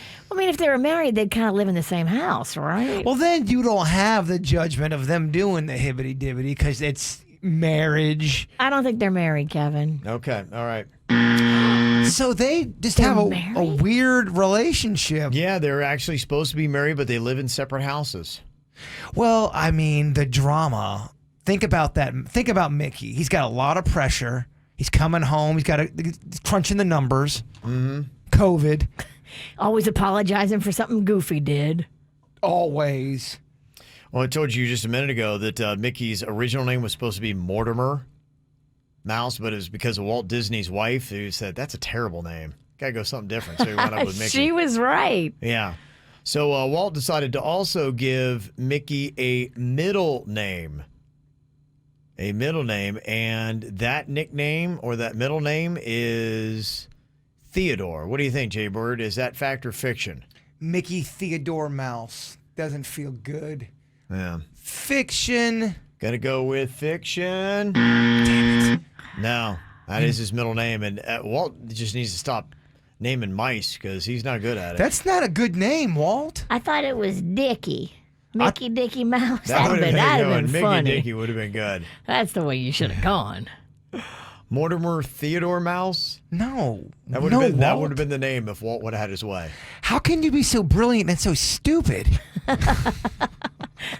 Look in the mirror. Oh, that hurts. Okay, what do you think about this, Virginia? Mickey Mouse was the first animated character to ever get a star on the Hollywood Walk of Fame. Fact or fiction? First on the Hollywood. I'll say fiction. Who else would it be? I'll say fiction. Okay, all right. Damn it. I mean, Virginia. My God. Right, huh? Oh, wow. Do we have a bigger, older animated creature in this country? I don't know. I know I'm the dumb one, but you are nipping at my heels. Mickey is the first to get one on the Hollywood Walk of Fame. It happened on his 50th birthday, so that still would have been like 42 years ago. Oh, wow. Right, huh? And then who got second? The D duck? Donald? I don't have the whole list. Okay, I'm sorry. Who got third? I don't have. Top 10? No? I don't have all these random questions you guys always come up with. Is Garfield on it? That's a good question. What's the street corner? What store's in front of We just think you know stuff, man. That's a compliment, to be quite honest. You got smart hair. Is that what it is? You do have smart hair. Somewhere in this hair is the answer? You got that knowledge hair. Is that what it is? Okay. I've changed it up. I'll shave it off. You should shave it off. Will the question stop? It's lying. Your hair is hurting our show, Kevin. Your hair says you know everything. Okay. All right. Interesting thing here. Mickey Mouse, because of trademark issues, has never made an appearance in the Macy's Thanksgiving Day Parade. Is that fact or fiction? Mickey Mouse has never been in the Thanksgiving Day Parade. Walt owned the trademarks and would not license it out. Is it my turn? Yeah, I'll give it to you. That's fiction. I've seen the creepy version of the mouse in there. Kevin Trickery, the mouse has been there. Okay, you are right. Tried to fool you. In fact, Mickey Mouse made its first appearance in the Macy's Thanksgiving Day Parade in 1934. Yeah, check out that balloon. Nothing short of horrifying. All right. Afraid of indecency problems, Mickey Mouse does not have any social media platforms, Virginia. Fact or fiction? Oh, damn. I want to slide in that mouse's DM. Well, that's dirty. And what do you think Minnie would say about that? You know they're married. Well, they're married. They don't live together. That Something's mouse going on there. has got plenty of time to rat around. Yeah, that's why you can't give that cat an Instagram. What do you think? I don't think the mouse has any kind of social. Okay.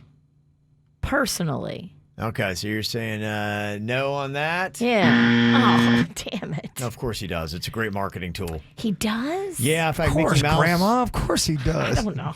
Yeah, Mickey Mouse, if you go check, is, I think last time I checked, about 2.9 million followers on Instagram. If you were a Disney character, who would you fancy more?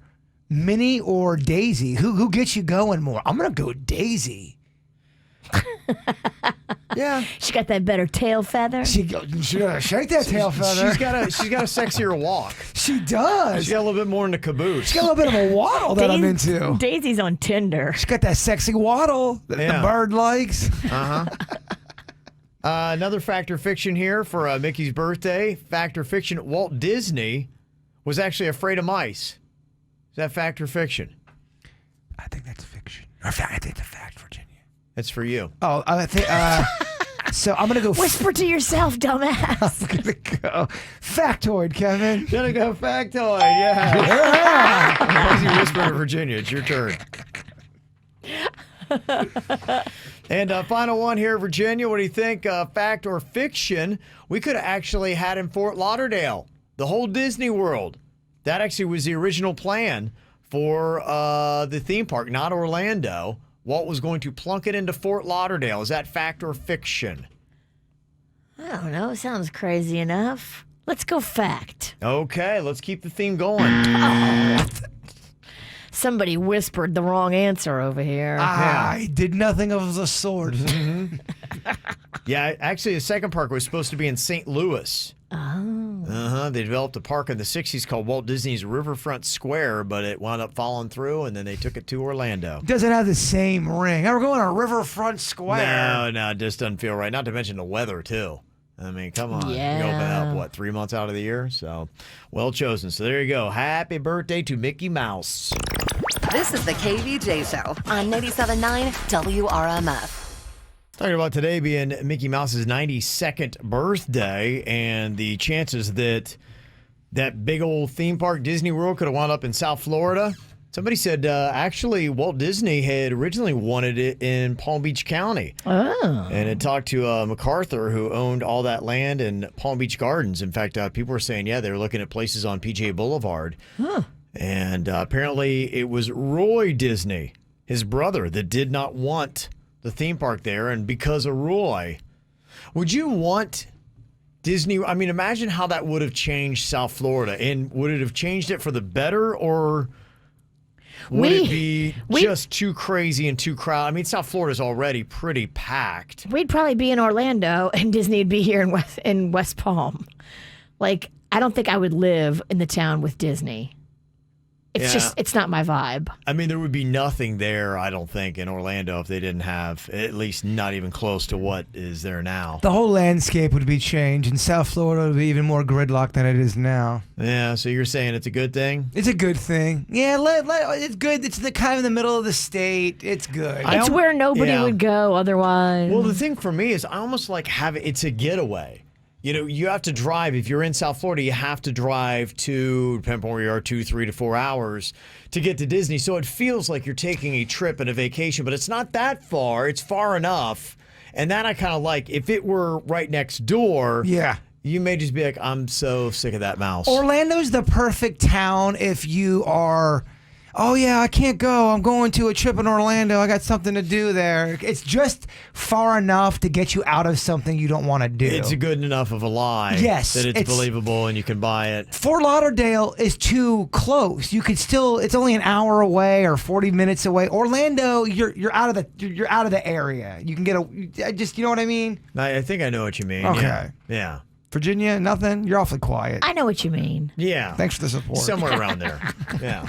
Okay. I'm just smirking because you're opening a beer. Hey, to the mouse. Happy birthday, Mickey and All Minnie. right. There you go. Got to celebrate. Hours a day of listening on the app, you get an entry for our Free Trip Friday, which includes a trip to Sandals Negril Beach Resort and Spa in Jamaica with airfare. And Randy, who's on the radio, is over there right now giving us reports, and she said it's sweet. Oh, yeah. And it's a cool trip because it's airfare, hotel, everything. Mm-hmm. You got it all. And we're going to give away the first one coming up in just 2 days. So get in that listening time. You can either listen on the app or on our streaming player. Go to WRMF.com to get that. All right, Bird, if you would, wrap us up with your thought for the day. We've talked a lot about money today. Yes, value. Yep. Here's one. Mm-hmm. Don't think money does everything, or you're going to end up doing everything for money. Oh, man. Wow, that's the wisest thing I've ever heard a turkey say. That's some impressive stuff. I like my turkeys not to talk. Yeah, you don't want talking turkeys? No. You don't want talking turkeys? I don't know. Oh. He has a lot of wisdom to give. Just gobble. Yeah. Gobble, gobble. This is the KVJ Show on 97.9 WRMF.